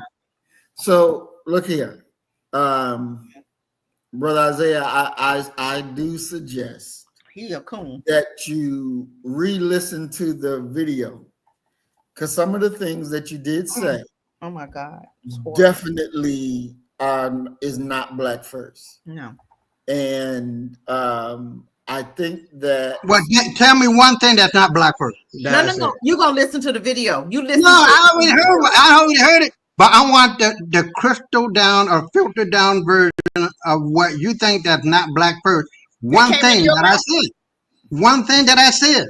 You really don't get it? Really? No, look, both of you. No, wait. Listen to what I'm saying. Both of you together cannot equal my black first. There's no motherfucking black first. No. Don't say that. Don't tell me that bullshit. Because I know I spent $100,000 fucking dollars. That ain't got nothing to do with it. Hold on, fighting the fucking government here. Hold on, to make sure that no more black people take that bullshit. Do you understand what the fuck I'm talking about? Neither one of you, and this is not a slight, had done more for me, more for the Dominican Republic than you guys did for the American nigga. You can't tell me that shit. You cannot tell me that. You ain't black. Let me say this, Isaiah. Now we just saw, and I stopped the video a couple of times to ask you about it, and everything that we saw in the video, you said yes, it is what it is. Now there's a problem between the DR and Haiti. Haiti. You kept saying fuck them, they not coming over here, da. You don't even get it. And they're black people, right? The idea should not be fuck them, they not coming over here, fuck them. That should not be the idea that you have for your own black brother and sisters. They're not my black brother. They're not my black sister. You just said it yourself. They're not your black brother. They're not your black. Oh my God! No, because all of what I just said, that ain't ringing a bell in your head. It's not ringing. They are not. Listen. You're not.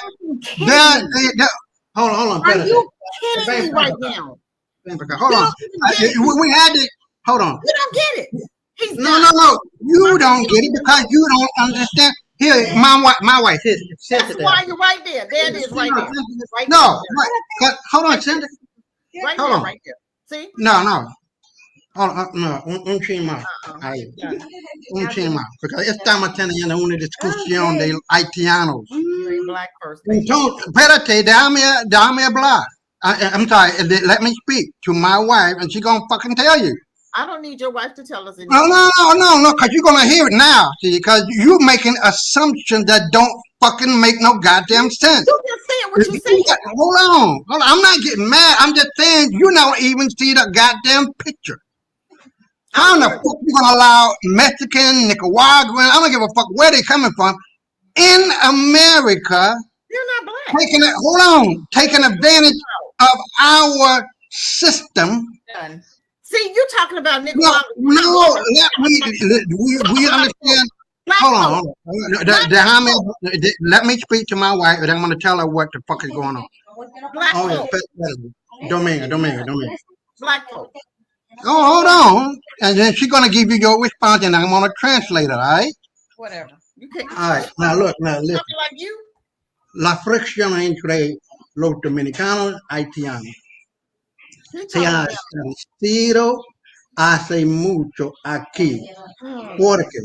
Porque los haitianos se quieren hasta ahora maltratar los dominicanos. ¿Para qué? Porque ellos dicen que este país es de ellos. Ok, ¿y qué más? Porque nosotros que somos racistas y no queremos saber de ellos. Ok, pero en respecto de la guerra, en cual los haitianos ayudaron a los dominicanos para quitar España de fuera de nuestra espalda. La primera vez, sí. Después, los haitianos maltrataron a los dominicanos y maltratándolos como esclavos. ¿Sí o no? Sí. Okay. Now, look, this is what happened. Like I said, the Haitian got this fan off of our back and treated us. They were killing, raping, murdering. Do you understand where that friction fucking come from? Do you understand that shit? These hold on. I understand where it come from. Hold the fuck on, because you don't understand. I'm trying to give you the fact. I don't get emotional like you motherfucker get. Look what you talking about. Hold on, because you guys are getting, he ain't black first. Motherfucker. Black first. Put you together. Y'all ain't did shit in America. And I'm about to turn that motherfucker out in America too with my brother. Good. Do that. You understand what I'm telling you? Because none of you niggas don't even use what I fucking told you about with the goddamn police. So what the fuck are you talking about? Blah. My wife just confirmed the friction between the Dominican side and the Haitian side, right? Brother Isaiah, yes.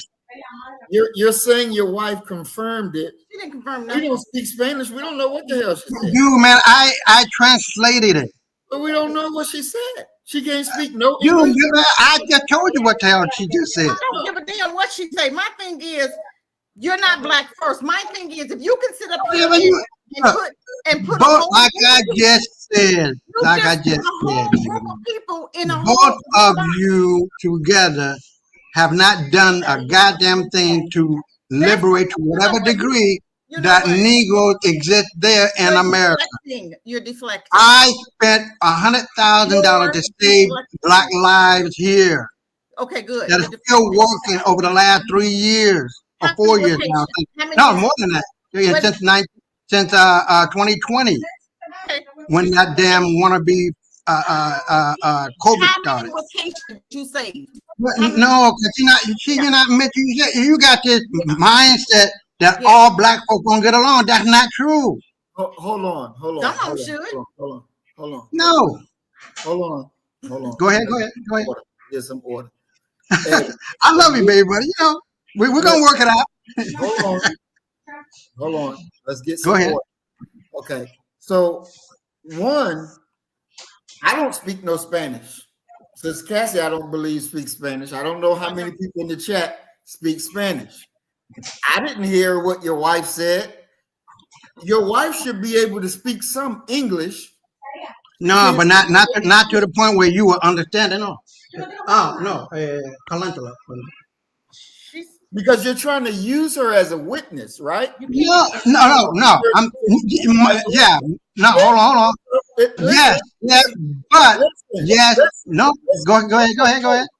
If you're trying to use her as a witness, she has to be able to communicate to us so that we can hear what she's saying. But she doesn't speak English, bro. That's the reason why I translated it.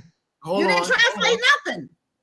We don't speak Spanish, so it don't matter what you're So it don't count? So it don't count? It doesn't, because you could be telling her, say A, B, C, D, and E, and then man, come on, man. I'm not gonna do that. I mean, we don't know. We don't know. We don't speak Spanish. But you're using her as a witness. She has to be able to speak English so we can hear it for herself. So we can hear it for ourselves. So it is not. Man, hold on. Let me address what the fuck Bell just said. You know what? Fuck you. No. Take a straw. Hold on. Take a straw, stick it in your ass, and drink the Crummy Brown shit out that motherfucker. No. And it's a real reason why he said that. It's a reason why he said that. It's some stuff that came out of your mouth. There's no reason why he's saying that. A reason why people say what they say, and what you said out of your mouth is what that was the rebuttal of what he said. Okay, don't play. You heard what you said. That was the riptide, the ripple effect right there of what you said. And I want you, honestly, to turn this video back and hear everything that came out of your mouth is there. You listen to what you said, and all the hate toward your brother. I'm not retarded, or I don't suffer from dementia. I know what the fuck I said, and I meant what the fuck I said. I'm not backing off the motherfucker. Okay, but what I'm saying is, you can't lump all of Haitian in that one group. Just like we can't lump all black folk here in a group. You got some B1s here. You got some coons here. So you can't lump all black folk in that whole barrel that you did with Haiti. That's what you did. You put everybody in Haiti in that barrel and said, fuck all of them. What you mean all of them? But you did not hear me say, you did say also do the right thing and cross the border like you fucking supposed to cross it. You didn't hear that. You didn't hear that. You didn't hear that. When they get beat, when they do. Your police officers. We just seen your police officers beating your own brothers. Coming in trying to get. I'm not beating them. I'm not beating them. You're not listening. You're not. See, you're deflecting. I ain't got time for the deflection. I'm getting ready to go eat. Goodbye. Have a good day. I'm done. You're done. You're done. He's done. I have never in my life. I'm done. If you feel that way about your brother, but the white folk, we coming back to white folk again. The head is who? White folk. The president, white folk. You got a whole black country. It burns my ass for me to look at a black country, a whole black country with white folk over them. Now you're starting to talk just like them. Get the hell out of here. You ain't black first. You ain't hitting on nothing. I wouldn't dare trust him. Because he would kill them, he'd kill me. And that's your brother. And I know you got some good white folk, got good black folk over there in Haiti. You're not going to sit up there and put all of them people in one.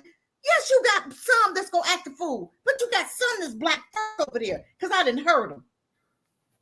So get out of here with that. But he can't see it because he's not black first. He got so much hate for his own. That's hatred. That's hatred. How are you black first with all that hate? That's not black first. He needs to play this video back and hear what he just said about his own brother, who he said is not his brother. You clumped all them people in that one big hate. And if something happened where they needed him, he would probably kill them all. He wouldn't have one Haiti. He wouldn't have one. Talking about all this money you spent. How much money did you spend on helping Haiti? None. But you black first. Get out of here. You ain't black first. I wouldn't dare trust him. If I'm in a war, because he'd kill all the Haitians. He would shoot them up. Wow. I'm done. He's not a black first. He's not.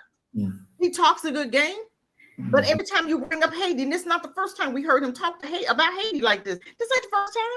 Right. Every time you bring up Haiti, he has that much hate for Haiti. And then your wife come up here and say, CCC, what? She look like one of white hate, them white Dominics. I'm just saying, that's the battle of the colorism over there. That's what you got going on in DR. I've talked to students that talk about the colorism, the ones that look like us, how much trouble we have over there. And even with Phil, remember the black lady that worked with Phil said you have to have your birth with your passport with you at all times when you go to DR, because they'll send you back to Haiti because they think you're Haitian. She said you can't walk around without your passport. They'll still deport you back to Haiti because you don't have no passport. You got to keep it when you go over there with you. But I'm telling you, that's not black first behavior. No, He talk good, but that ain't no black first behavior. Money you doing? What does it have to do with what the question was? The question was what? And you showed us how you felt about Haiti. That's not good. That's not black first. I feel like that about them coons, but I'm not going to feel like that about whole Haiti. I feel like that about the coons here in America, but I don't feel about the B1s. You understand? He couldn't decipher the B1s. He put them all together, all of them. He said all of them.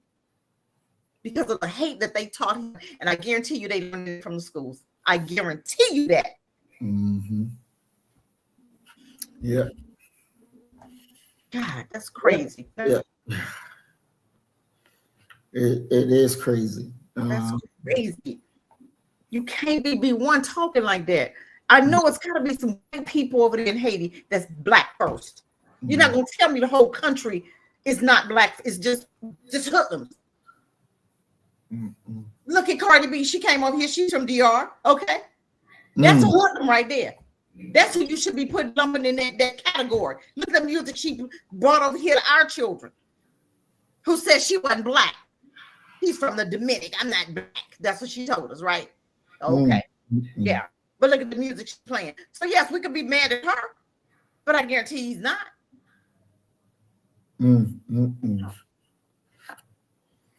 Wow. You know, it is for me, this was the first time that I saw this. And definitely looking at their president and the other crackers that they had up there. I wouldn't have expected that to be in the DR. I would have expected them to be black. That's what I thought they were until I saw. But it made me to understand where, because they will come here. The DR people will come here and tell us I'm not black. Nope, they don't. They'll tell us they're not black. Cardi B said it, and they wouldn't even hang out with black folk that look like us. They wouldn't hang with us. So this is enough for these foreigners coming over here acting like that. No, you come from a black country. Your ass is black. You'll sit up there and tell us I'm not black. Well, bitch, you coming from DR, Haiti. It's black over there. What are you talking about? What are you? Those type people I can't rock with them. I can't fight for them. You sit up there and have that much hate for your own. I can't fight for you. You're not black first. What would I look like fight for you? You ain't like your brother who's next door. You would rather for them to die than give them a morsel of meat. That's crazy talk. That's not even logical. We wrong for you being a racist against your own? Make it make sense. Make it make sense. How are we wrong for calling you out on your BS? You don't even like your own brother. Oh, that ain't my brother. What? Are you serious? Are you serious? Are you kidding me? You don't talk like that against your own. Have a balance. Oh my God, a balance show. We heard your nonsense. We heard the hatred. We heard it. How much balance? What balance? You want to continue on hating your own brother? Oh, I forgot. That's not your brother. I'm done. That's crazy. Yeah, he accepted a white Asian that he's one of you, but he despises his own melanated Asian. That's sad. That's disgusting to me. That's so disgusting. You can't lump all in one. He lumped all of them. He said all of them. That's not right. And that's the poisoning that he's learned in the country. That's the poisoning. Let them starve. What? Let them starve. If you got food, why would they starve? If you got enough, their country is going through hell because America put their hands in it. Because America killed their president. Because you got a white man that came from India that's running Haiti right now. What do you expect that white man to do for Haiti right now? They're not going to do anything for them. You got a European, a white Indian running Haiti that came from somewhere. I looked him up. He's not black. But what you want him to do? He's a puppet from America. And they want that land because of the gold. The minerals in it. That's why they let them kill each other the way they're doing. The way they did in Rwanda. Just letting them kill each other. The way they do in Congo. America, when America comes, they put the hand in everything. And what happens? Mass murders. That's what them bastards do. That's who you should be mad at. But if your brothers want to come over here and eat, we're going to educate them together and we're going to eat together. We're going to break some bread together. Now you find out they got some hoodlums. Okay, them hoodlums, we got to take care of them. Just like the coons here. We got to take care of the hoodlums. But you're not going to sit up here and tell me that they can starve to death. Then your ass needs to starve too. Sit up here and talk about it. That's crazy talk. Exactly. Exactly. Oh boy. That's crazy. You don't no. He wanted them to stay over there and starve to death. That's crazy. If you got bread and butter and some rice, why would you want your brothers to starve? That's some white supremacy. That's the mindset over there. He ain't the only one thinking like that. A whole lot of them think like that. And that's the educational system. That's what we're trying to say in the first place. The educational system has got to be a black first educational system for you to remain black first. Just like right now, it ain't no black first educational system. That's why half of us is coons. Wow. Can't look at Miss Life. Man, that's crazy. Needs to take it. How are they going to take accountability for what? They're run by America. Those are coons over there. They're not going to take responsibility. They don't even like them black folk. What do you want somebody that's chosen by America to do for black people who don't like black folk? He was chosen because they knew he was safe and he wasn't going to do nothing for them black folk. That's what. How do you take accountability for that? How do you take accountability for that? You can't. That's why Barbecue is over there fighting, because he's trying to get them crackers out, and they want him dead, because he's like the dude in Burkina Faso, wanted all black. He want them out of his country, and now they're trying to kill him too, and trying to call him, oh, he's a rebel. Well, everybody a rebel who don't want to rock with you, with your racist behind. Exactly. When you're trying to kill their people, you don't want nobody to do nothing for their own country. That's why they try to kill Tabor. This is 20th time last week. They tried to blow him up last week because he's doing right by his own country. Now, what kind of crap is that? You got a man that's taking care of his people, and they trying to kill the man 20 times. Can you imagine? 20 times? How much is too much? And nobody's doing nothing about it. Nobody's doing nothing about it. But I'm going to tell you what I would do. I would send some of my people over there, and I would be, okay, they come over here with some, you do right, do it over there. I sure would. I'll take care of your family over here, but we're gonna send some what you call them? CIA folk, what you call them over there? You got another name for them over there. We're gonna send some of them over there to France, and we're gonna send some to America, and we're gonna handle your business. I'm just saying, don't come over here and try to kill me, and I'm not gonna do nothing. Or I'm gonna do you just like you did unto me. You try to blow us up, guess what? I'm coming to blow yours up. I'm just saying, it's about defending ourselves. You got this man trying to take care of his people and can't even take care of his country because he got to worry about America and France trying to kill him because he's doing what he needs to do for his own. Because they're not used to black folk doing nothing for their own. They're used to these cowards. Burkina Faso, that man Trevor, he's not a coward. He is taking care of his people, and they trying to kill him for doing good by his own. That's some crazy stuff to me. That don't make no sense to me. My closing remarks, this is crazy. That's my closing remark. We got to do better. When you sit up there and you talk about kill all of them and that's your You are not black first. Sorry. You can't lump them all in. All of them are not bad. They could say that about you. All of them are not bad. But I know all these coons over here is bad, and that's what he sound like. You can't be trusted, Isaiah. You can't be trusted, bro. That's some coon talk. Why would you want all of your brothers to die? We have to stop with this mentality. That whole school, you got a black country that's got a white government. Why? Just like South Africa, you got all these crackers. You a black country, but you got all these white folk in office. Why? They're not going to take care of you. They don't care nothing about you. But you sit there going against your own. You wouldn't even vote for Julius Malema to run your country because you said, oh, he was too much like you, Maurice. He was too tough. He going to start a war. Well, damn, that's what you might need, a revolution. It might take a revolution. We need a revolution this time, period, to get some stuff taken care of, to get some stuff straight, to put some stuff back in where it needs to be. Ain't no peace. You're not going to have no peace without revolution, without bloodshed.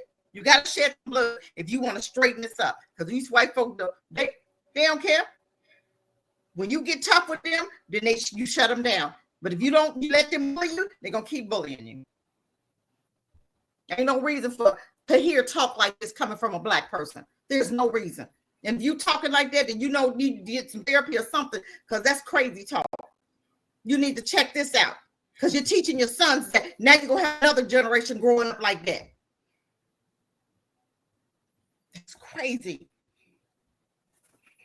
Your kids in that educational system. President, a whole white man, them hybrids. Got you thinking crazy. Vote them people out. Get them out of there. Change the curriculum in schools. You got to start thinking black. You got to really be black first. You can't tell me you black first and you hate your brothers. That's not black first talk. That's not black first ways. I can see you talking about the clones, yes. The ones that come over, the rebels, yes. But not the whole kid and caboodle, the whole band, the whole country. You saying starve the whole country? I'm done. You're abusing your own. It's disgusting. You seen the guards. They coming across, you beat them. Black folk beat black folk. What the hell?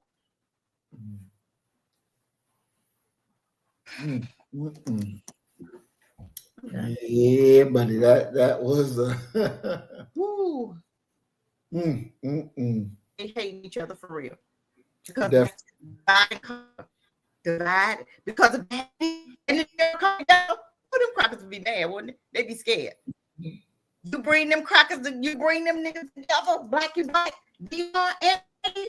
Oh my God, you can run them crackers up out of there. But they so busy keeping y'all divided, and y'all don't even get it. Crackers do. That's what hybrids do. That's what demons do. They conquer.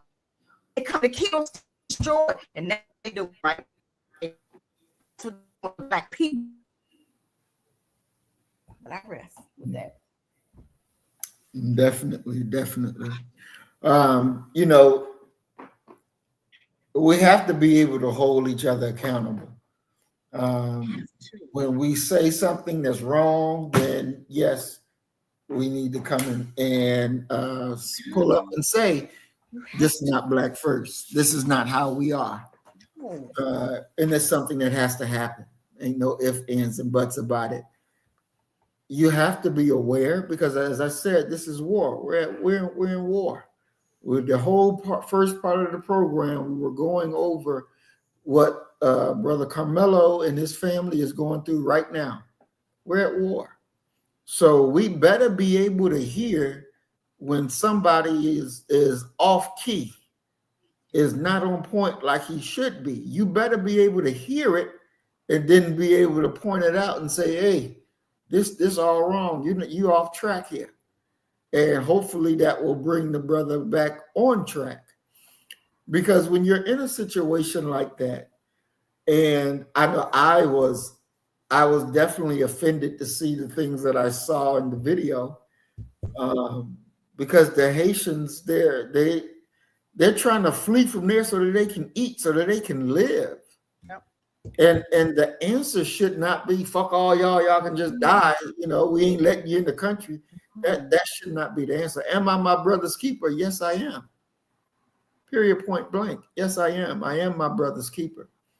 But when that cracker in the video was shown, and the ideology that he wanted to put in to the Democratic Republic people of not being black. Yeah, right there. It was working. Yeah, it works. And we know it worked because they bring that shit when they come over here and tell us quick, I ain't black. Yes, they will. So we just we saw it. And then listening to Isaiah, we heard it. We heard it. So, you know, this thing is real. This thing is 1,000%. And we have to be on our P's and Q's. Yeah. We have to be on our P's and Q's. And Mara said that the DR would never beat a white illegal like that. Never. Never. Never. Never. We ain't never seen no videos of it. Never. And I heard her in the video say too, and then somebody in the chat bore witness, or either you said it, Sister Cassie, where the lady said that the American embassy said that if you're Black American and you go to the DR, keep your passport with you, or they'll deport you to Haiti. Yes, they will. Wow. That's what's her name said. The lady on Field show. She said that. She said her and her daughter were there.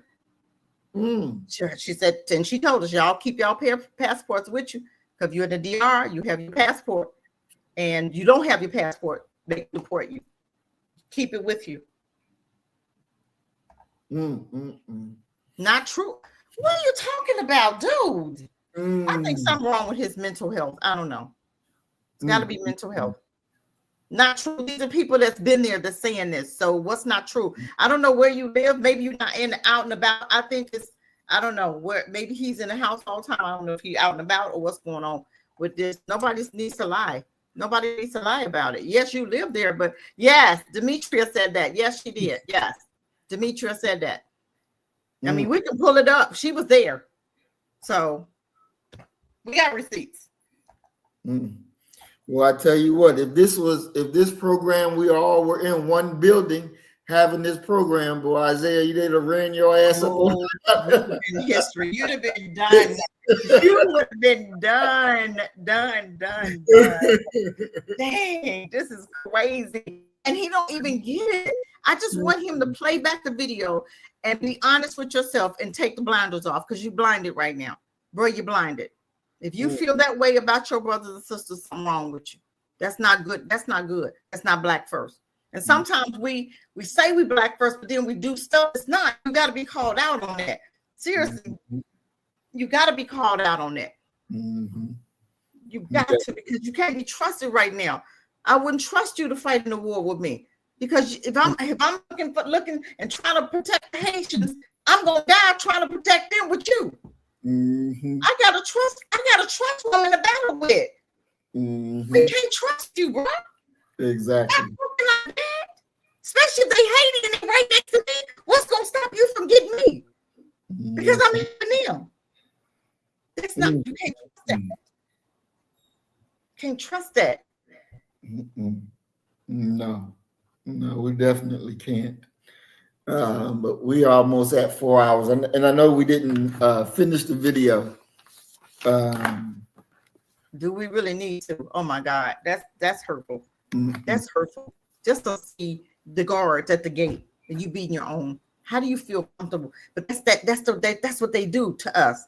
That's what they do. We do the same thing here when we're going against each other, just like Carmela. We got Black folk going against this baby, a baby. They don't even see him as a baby, because the white folk don't. They talk just like these white folk to me when they talking about Carmela. They talk like these crackers. Don't even consider him, he's a 17-year-old baby. How many of y'all still got 17-year-old babies in your house? Those are babies. They don't think right yet.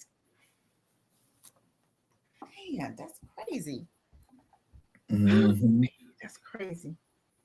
Exactly. Right. All kinfolk ain't skin. Right. All skin folk ain't kinfolk. Mm-hmm.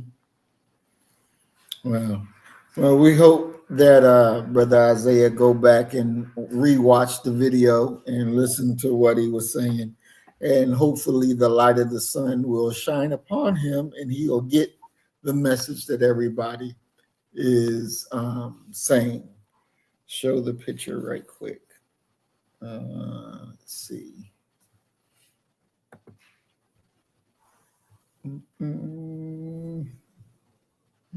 Herb said she had a wife friend.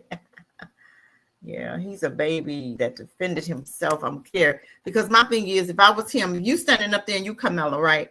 And these two brothers is standing up there, you know their past, you know what white folk do, you know they could have beat him half to death and they could have killed him, just like the white boy did with the Mexican boy. He stabbed him several times, right? You don't never know what they gonna do. So you have to go at them. You have to go at them like it's your life depends on it.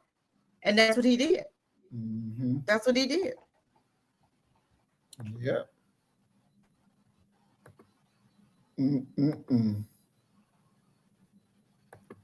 Okay, hold on one second. I gotta go over here to grab it. Boy, oh boy. And I'm just praying that he gonna get a fair trial. In this country, probably not, unfortunately. Mm-mm. But if it be a grace of God, he get out of this, they need to ship him, they need to take him out. He needs to leave America. Seriously. It ain't gonna never be right for him. If he had by chance to get off on this self-defense, he needs to leave America. I don't care where you go, but you can't be here. Ain't gonna work for him. Okay, they're gonna never let him live down. We know that.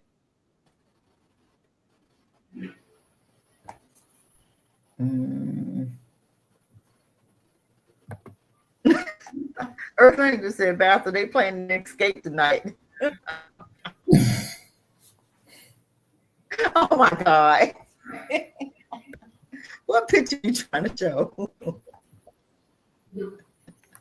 Oh God.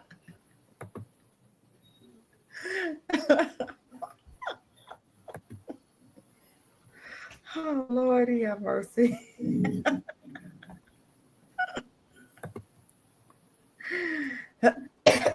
Mm-mm-mm.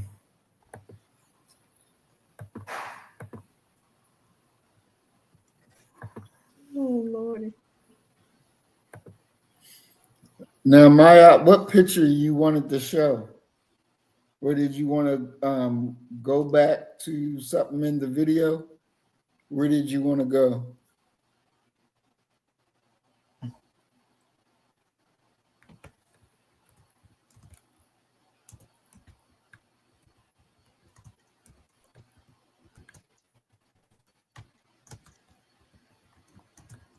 Okay, let's see.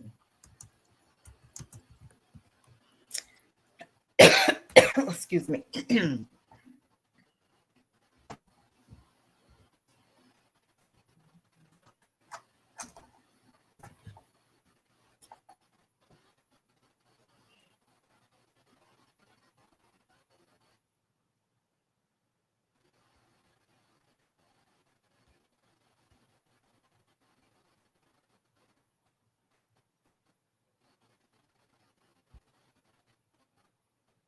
Okay.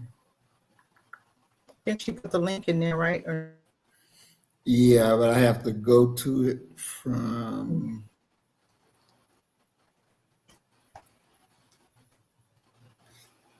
Okay. So let's just us be careful with, when we're really thinking about our brothers. If we really black first, we supposed to be black first. We got to be black first today, tomorrow, and forever. Okay, that's what they say, right? We got to really be black first, not just sometimes.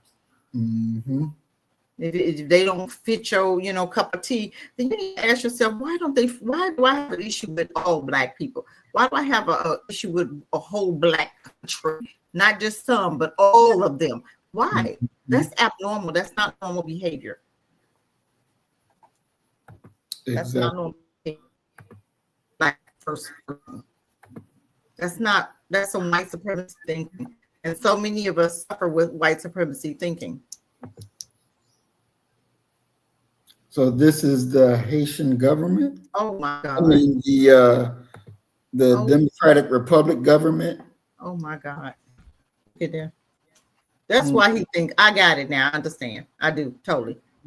The whole black country ain't nobody black on that. What a black? Show me one black person on that panel. One, just one in the room. Any in the room? That's their panel. That's why they think the way right there. So we can't blame him. Just look at the panel. Ain't not one black person on that panel. And they probably don't, and probably none of them call themselves black. That's crazy. That's crazy. Exactly. Why y'all got them in there? Why didn't y'all vote them out? You got a whole black country. The majority is black. Why do I see all of this sitting up there? That's sad. That's sad. That is sad. Oh my God. That's crazy. Oh Lord, y'all about to, I gotta take blood pressure. I'm gonna peel that. My husband pills. Oh my God, that's crazy. Oh my God, that's crazy. Look at this. Not one black person. So, and then you wonder why they think the way they do. Right there. Right there. They probably wouldn't even, wasn't it one black woman somewhere that was picked? Who was it? One I thought? I could have sworn it was a black somebody. Oh my God. I just, oh Lord. No black, not one. Not one. That's crazy. Really? That's why they think like that. They think they better than Haitians. Yeah. I guarantee you that president has been chosen by America too. What you bet? What you bet? That president been chosen by America. Yeah. That's why they treat them black folk the way they do. Exactly. And they send them right back to that little country that America had tore up because America killed their president because the president didn't want to get a vaccine. Remember the thing. Okay. The president refused in Haiti, right? And they killed him, right? Yeah. And now you got the country in chaos. And now you got a president that America chose to run the country. He's not black. He looks like people right there. Right there. How you gonna have that over a black country? How you gonna have that? Now, boy, come on and around all of that. Get your own black people to help you run Haiti. That's what you need to do. Exactly. Exactly. Wow. They show is keeping them under control. You better believe that. They show is. They making them, and then they educating them too. They got them in the schools, so they gonna really teach they ain't black. You can't learn nothing. You're not black. You ain't black first. All them lies. You're right. All them lies. That's why. That's why right there. You have so much hate for Haiti. Because they got hate for black people. Exactly. That's it. Yeah. Exactly. Right there. That's it. I'm good now. I understand now. Totally. I understand now why. You ain't got no blacks up there. None. All them hybrids. All them demons up there. All them stuff-hating demons running something. Exactly. Wow. He said, what did we see? He said 4. Where? I didn't see 4 nothing. Did we see 4 anybody? He said 4 blacks. Where? I didn't see. Is he colorblind? I'm just worried about your mental health. That's all I'm gonna say. Mental health is everything. Exactly. Exactly. That's crazy. I'm so disappointed. That ain't a place I need to visit. I need some black folk that know they black. Exactly. All right. Well, they say you were coming from Haiti. You in trouble. They mistake you for Haitian. You in trouble. You go over there if you want to. Yeah, boy. My girlfriend was trying to do some. She have a person that does like businesses, right? And she said, "Go over there." I said, I can't do business in the DR. I said, they don't want black folk over there doing business. They like them people that don't look like me. Lord have mercy. Oh, man, there. Well, we definitely learned a lot tonight. Yes, we did. I don't know how we're gonna bounce back from that one. That was overwhelming. Yes. I need him to really listen to that video again. And be open-minded. Definitely. Your closing comments, Sister Cassie? I don't know if I got none right now.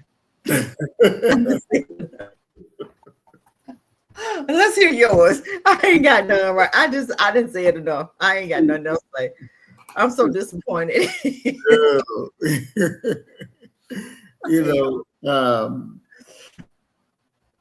It's good that we can laugh. Yeah. It is really good that we can laugh. Yeah. Even though this is a very serious subject that we're talking about. Yeah. Very serious subject all day. Because we are really at war. And it's very important for us to understand that and be able to move accordingly. Now, I wanted to be able to get into the brother's organization, and because, as he said, he's a minister, and he's not the right person that they need. They need a warrior right now and not a diplomat. Yeah. He supports the LGBTQ stuff as well. Whoa. Yes, he does. He supports that stuff as well. No. And sometimes you got to have the right representation, y'all. I'm telling you, representation is everything. I'm telling you, can't have all that other stuff in there. No. Nope. So, some changes definitely needed to be made because you're in wartime and you need a wartime counselor, period, point blank. You can't be playing around. You can't be trying to be nice because you're not going to win these motherfuckers anyway. Right. You're not going to win them. They hate you and they love to hate you.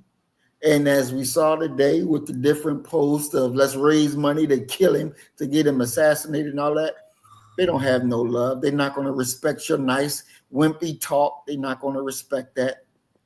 They're going to eat your ass alive. Yeah. And you need a warrior that's going to be able to stand up and protect you, to put some fear in these motherfuckers. It's just that serious. It's just that serious. So, and you made a great point. If our brother if he gets off and beat this charge, I don't know where he's going to be able to go in America to be okay. He got to get out. He can't be here. He'll never be okay in this country. Never. That's the very unfortunate part. He'll never be okay. Yeah. And so, make sure you pay attention to your surroundings. Yeah. Especially you ladies, you pay attention to your surroundings. Don't go outside at night by yourself. You make sure you get your uncle, your brother, your cousin, somebody that's going to fight to protect you, to be with you. Period, point blank. And don't leave home without your candy bars. That's right. Male and female. You have to begin to be ready. You have to begin to be prepared. Because look, it may be out there one day and you may have to put a cap in a cracker's ass. And you don't need to flinch. You need to pull that goddamn trigger. It's just that simple. You need to pull that goddamn trigger and be okay with it. You ain't got to make excuse. You ain't got pull that goddamn trigger and let them understand what time it is. It's just that simple.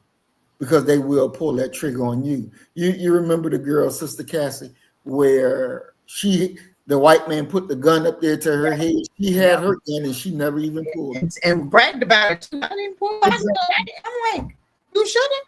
You should have pulled yours first. When they talking all that noise, you know they coming. You don't have to hear all that. That's a threat. Exactly. That's a threat. And we have to really talk about that. When is it a threat and when it's not? When do you pull? When do you don't? When do you shoot and when don't you? People need to understand because they coming ready. They coming ready. Some Exactly. people go, you need to let them hit you first. Well, maybe so, but what if they don't hit you first? Maybe they shoot you first. What you gonna do?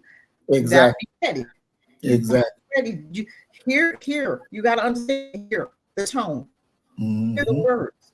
What's coming next? You have to see it before it comes. Exactly. Exactly. And you know that may need to be our program for next Sunday. That needs to be the program for next Sunday. When to pull and when to light that ass up. Because you look here, this is real. And you know, when I was in the military, even before we get to the point in our training that they gave you weapons, they were mentally getting you ready to kill. They were already mentally getting you ready to shed blood. Already they working on that before you even touch a gun, before you even see a M16.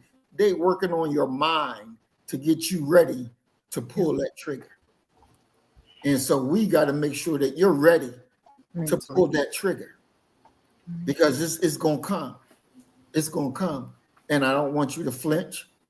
I don't want you to be slow. I don't want you to second thought. I don't want you to be second guessing yourself. You feel that presence, you do what you got to do and let that power tool go to work and teach their ass some do right. Yeah. And teach their ass some do right. And when they come to, put the camera in you, all that, I was defending myself.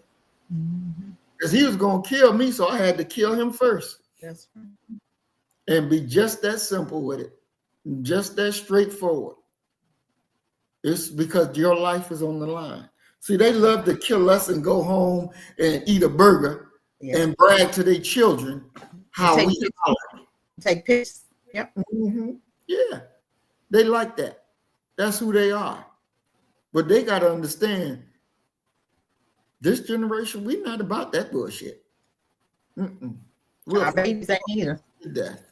Our babies ain't either. They ready. Our babies are ready. They ain't playing. They tired. Exactly. They are tired. Exactly. And Fannie Lou Hamer, and I wish I had that video keyed up, but I don't, where she said, these young people ain't going to accept it today. You got to give them their freedom, give them what they entitled to, because if you not, you ain't going to have a country, because they're going to tear this country up. Yep, it's coming. And we're the fulfillment of that. It's coming. Yep. We will tear this. We are right at the door of civil war. And we don't need people, black folks ain't even ready for it. We're right at the door. I'm telling you, I look for it any day now.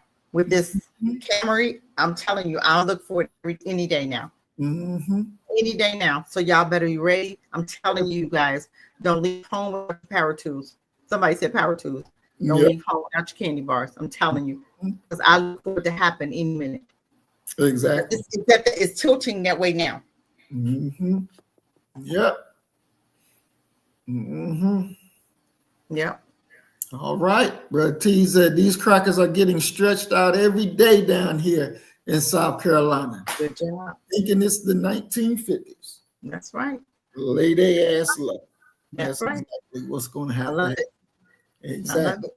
And I didn't get to we didn't get to the video where the dude was talking about Baba, but we will, because I want to cover that, because this is why I'm having you think about in terms of creating your own spirituality, your own religion. What are the principles that we stand on?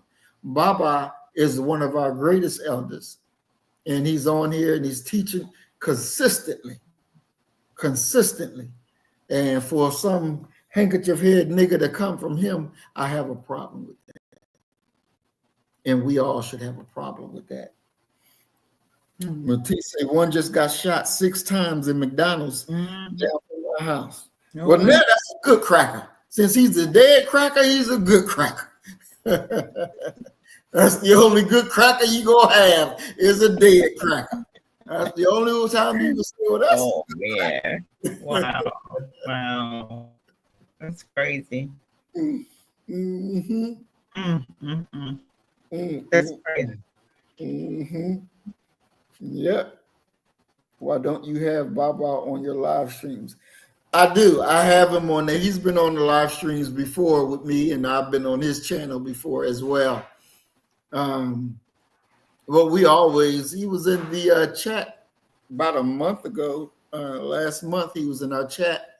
So anytime that we can get Baba on stage, that would be awesome. Awesome. He knows he has an open invitation anytime he wants. Even if we ain't got nothing scheduled, he want to come on, we're gonna go ahead and put it on right there and right there. Because when Baba got something to say, he got it to say.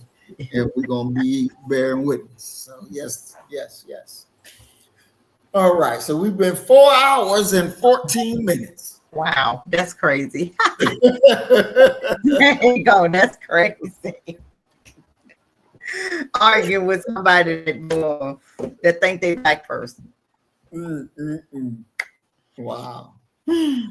All right. Any last words, Sister Cassie? Black today, tomorrow, and forever. Exactly. Loving on your brother. Period. Most loving definitely. on the ones that's gonna love on you. And we're not talking about them coons. I'm talking about the ones that's black.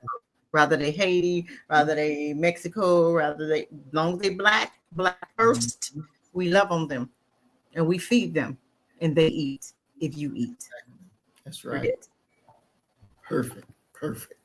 And Brother T said this will be a very hot summer. The sun and the hot lead. That's right. Yep. That's right. Hey, look here. This country, you ain't gonna know this country in July, August. This is gonna be a totally different country. I'm telling you. I'm telling you, y'all be ready. Because these crackers mad now. You're gonna see some Brock folk being hung up. I'm telling you, because they mad. Ready? Keep your eyes open and look around you. Exactly. So as we always say, you kill the nigga in you, I'm gonna kill the nigga in me, and our God will reign supreme. We are Black first, today, tomorrow, and forever. Love you, family. Peace and blessings. Assalamu alaikum. Shalom. So you better get the message and get it straight. You're gonna need some bridge work. It's simple as that.